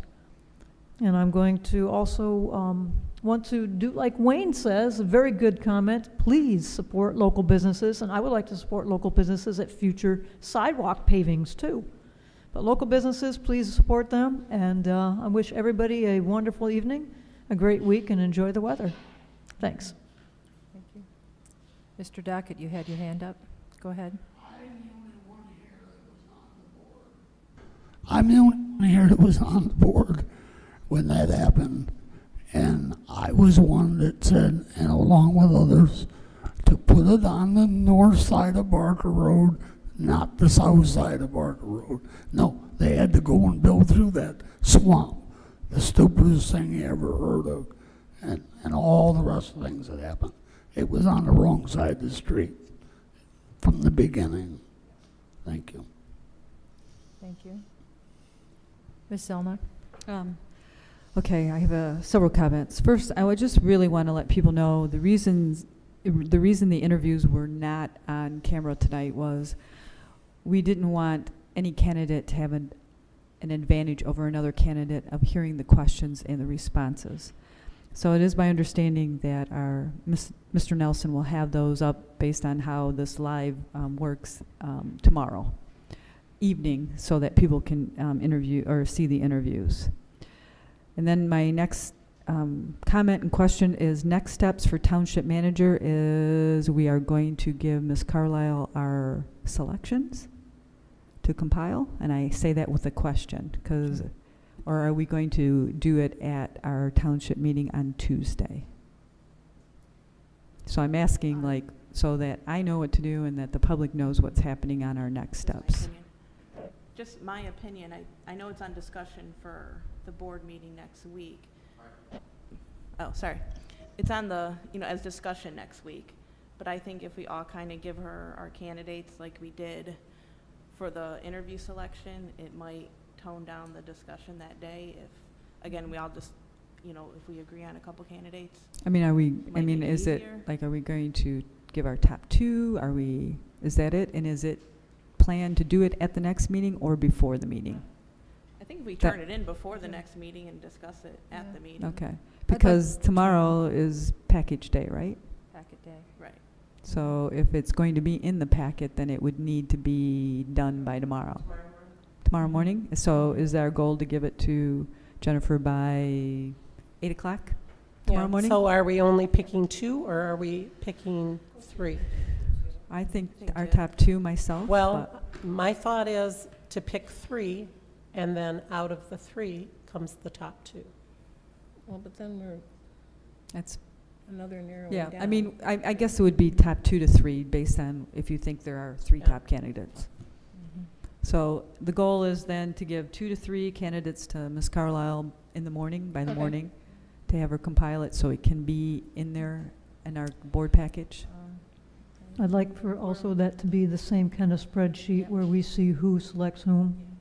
Right. Thank you. Okay. In the packet. So, okay. Okay. And then at the Tuesday board meeting is when we are going to nominate or select the top 2, and then we're going to interview them at the following Tuesday. Mhm, meeting. yes. Okay, all right. Just wanted to clarify that. Okay. I have one So- more, but okay. you can go if you'd like. But we're in board member comments, so Right, we've I made ju- a I- decision. But Well, I that's a just good wanted thing to make bring up, sure, yeah. and my comments was, I wanted to make Yeah. sure I understood the process Mhm. so that the public could understand the process as well. So that was, I was looking for what I understood has happened. I do have one more comment, and then so one is on the, again, on the non-motorized path. You know, I'm an avid walker, and I appreciate sidewalks, because right now with MDOT construction, walking on the roads right now is very, I see probably 20 or 30 cars where I used to see 5. However, I think when we do a project going forward is we need to do, and I don't know the actual terminology of it, but you need to have a comparison of what it would cost without the grant, and then a comparison of with the grant to make the decision. There is a terminology for it, and it actually escapes me what that is. And I just really question if we, as a board, right now, know the cost of the non-motorized path, Phase 3. Is it $250,000? Is it $283,000? Is it $290,000? I think that would be a good number to have, that we can say, with the grant and with the cost, this is what it's going to cost the township, and then the total cost with the grant, at least for Phase 3. Because I don't think that's a known number right now. It is. It is. We got 2 or 3 more weeks to go. I think we should have 4 people. We could lose another person. I don't know why we only gonna have 3. I mean, we can drop them off later. I mean, but I think we should play it safe, because we're down to. And to do 3? Huh? And to pick 3? Yeah, but maybe we could have an extra one on there just in case. Well, We did the same thing? If there's an Okay. extra one that we want to interview, but okay. Okay. But anyway, that's my Well, comment. all right. A backup, my- you know. Okay. All right. My comments are that Fonson is local. Fonson is doing the construction out there on the non-motorized path, and they're located in Brighton. Actually, between here and Brighton, so they're pretty local. We do have a problem of speeding on Barker Road, so I do hate to see children out on Barker Road on their bikes or anything. We're getting reports. The crossing guard is upset down at, and has quit, down at the elementary school because of speeders and being concerned about being hit herself. I don't know how true that is, but we had someone in talking about that. I can provide a spreadsheet with all the costs. It's been broken out. You've seen the cost before. Mhm. It just needs to be updated. Yeah, Yeah, Brian and- Rubel and gave us really, the cost, I yeah. don't think there's, Mhm. so we'll know the costs. And then about, we don't all agree, obviously. We have 3-4 split on here, but we need to move forward and stop at some point rehashing stuff over and over and over. So I'm hoping, now that this is going to move forward, we can move forward as a board and into the, into our new administration here and see how much we can accomplish for the community and kind of work together. Well, this way. but the way it works is it can fail 100 times. It only has to pass once, and that's what's going on here. You bring back the same stuff over and over and over. That's wrong. Okay. And my last thing that I want to bring up is that our front desk clerk has resigned. And I know some of you know that already. She sent me a note last night, and she's moving on to a job with benefits. So we don't have any benefits for our front desk clerk. It's a part-time position, but it's a very critical position. She interfaces with the community and handles a lot of stuff. Shouldn't it be full-time? And so she's going to be very, very much missed. So we need to think about how we're going to move forward to replace that position, and we'll post it very soon. And we also need, as a board, and I'm not going to be here for 2 weeks, to talk about whether that should be a full-time position so that we have consistency every day, or we should have it be a part-time position with maybe different hours, someone here every day from 10 until 4:30. That's been suggested, because there's not a lot of work between, company people coming in between 8 and 10. So those are some things to consider. Or if we want to have 2 part-time people, 20 and 20, or how you might want to restructure potentially that position. And then as a board, and this is going to come up in the budget, I'm going to put some information in the budget, I am concerned about staffing in the office. And I don't believe we're able to turn around projects as quickly as possible, as would be advisable for some of our businesses and residents out there, because the staffing is light and they're stretched. And I brought this up in a manager report some time ago that I was criticized for, but it's what I'm seeing, and it's some concerns I'm having. And so we need to have a discussion as a board to see how we can move forward in a positive way to improve customer service for our residents and businesses. So those are my comments tonight. Kathy? Save the best for last. Yes. I guess, first of all, I want to thank Marlene for finally getting these easements done. I mean, like Wayne said, it's been going on for 7 years. When it got brought up in 2015, I feel that, again, the manager should have done it, should have tried harder, done something to get these easements. Hopefully, again, like you said, we can start working together now. The grandstanding will stop. Just work together as a board. Again, if you have questions, ask ahead of time. The resolutions today were in the packet yesterday, so that would have saved a lot of questions from tonight, a lot of bantering from tonight, I feel. Then I guess on the point of Tabitha quitting, resigning, however you want to put it, again, I think we should talk to the staff that's there right now on how we should fill her position. Christina came to the one meeting and gave her point of view, which she doesn't feel anybody really took that into account. So I think we need to revisit with the staff and see what they feel that they need, because I agree with Marlene, they're terribly understaffed. And I mean, from what Tabitha told me, she was promised a full-time position from the previous manager, and that probably affected her decision too, because that never came to fruition. So just kind of sad to see somebody go that's been there for that long, just for something that never came to what it should have been. So. Did she ever have an opportunity to come to us before she resigned and asked for a full-time position? Who's going? Tabitha. Yeah. She told us that The front desk clerk. the manager had promised her. I mean, Well, I know, but yeah. he's gone, and Right. and then it becomes a Right. he said, she said type Right. thing. So Right. what Yep. I'm asking is, before she resigned, or before she turned in her resignation, She did not. No, she Okay. should have, but No. she should have. Yeah, she should have. so. That was just my opinion, so. Mhm. That's, again, just thanks, Marlene. Like I said, finally got this done. Hopefully we can move on from the manager position, from the, non-motorized path, and just work together. Okay, thank you. Okay, Ms. Chick? Did you have some, Jackie? No, I'm done. I think I'd said enough. Yeah. Actually, I wanted to touch on what Marlene had spoken to. I'd been thinking about it actually for a couple of weeks now.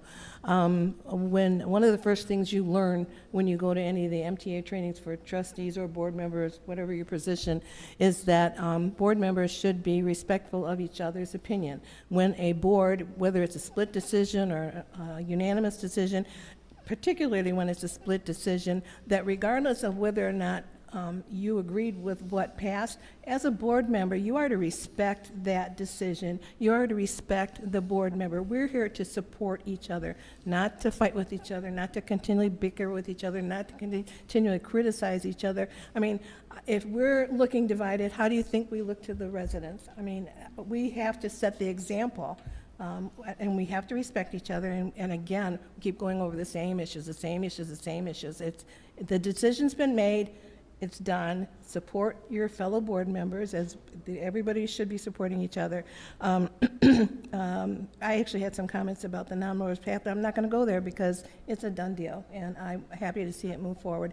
And I do want to say, though, when you talked about not getting the easements and about the manager should have gotten them, it was not for lack of trying. It was not for, even Marlene, I want him to say bust your butt doing it, but you did, and you couldn't do it. And the only reason we're able to do it now is because the public stepped in. So it bothers me that we're putting that on somebody all the time. It shouldn't be.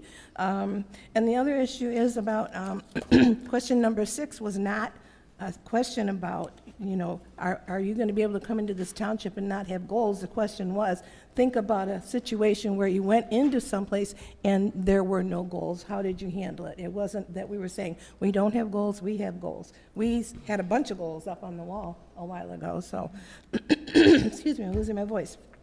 Also, Marlene's been acting as full-time, part-time supervisor, and I think when the question of whether or not you need a township manager comes up is when our last township manager left, he left a 12-page transition report of things that we're either working on or we should be working on. And with everything on your plate right now, even working with a full-time person, 95% of this hasn't even been touched. So if we don't hire somebody to take care of these things, who's going to do it? So, I mean, okay, I'm done. I got a comment regarding, you just touched on something that we really need to get on one of our future agendas is the, there's people that have been doing work that haven't been getting paid. You know, you're supposed to be sharing the managers as much as we could, manager workload between a couple people in the office. And we have yet to find out exactly what duties they'd like to perform and compensate them accordingly. This perhaps should go on our agenda to be discussed or determined. Well, If you have something you want to present, you're going to ask to put it on the agenda. Yeah. Yeah. Perhaps I can do that now and ask that that be on the agenda. Are you going to submit anything to go with that, or any information? Discussion. A discussion issue? 'Cause we Okay. can- I won't be around, so you can say anything you want next couple, and I won't know for a couple weeks, yeah. So anyway, we can put that on. Okay. Good? All right. I move to adjourn. Support. Wait, I didn't have a chance. Well, we went through, okay. I wanted to say, Well, he said something before on the first time around, and you got a second shot at it. We'll let you go using ahead. from our local business services, and I want to mention it. I mentioned it last night. We need to do something about the gas and the electric in here. We're wasting a lot of taxpayers' money. Needs to go on the agenda. Yeah. We need to get this fixed. Thank you. Yes. Okay, thank you. All right, move to adjourn. Chalkley and Support. Bellinger. Okay. Good night. Good night.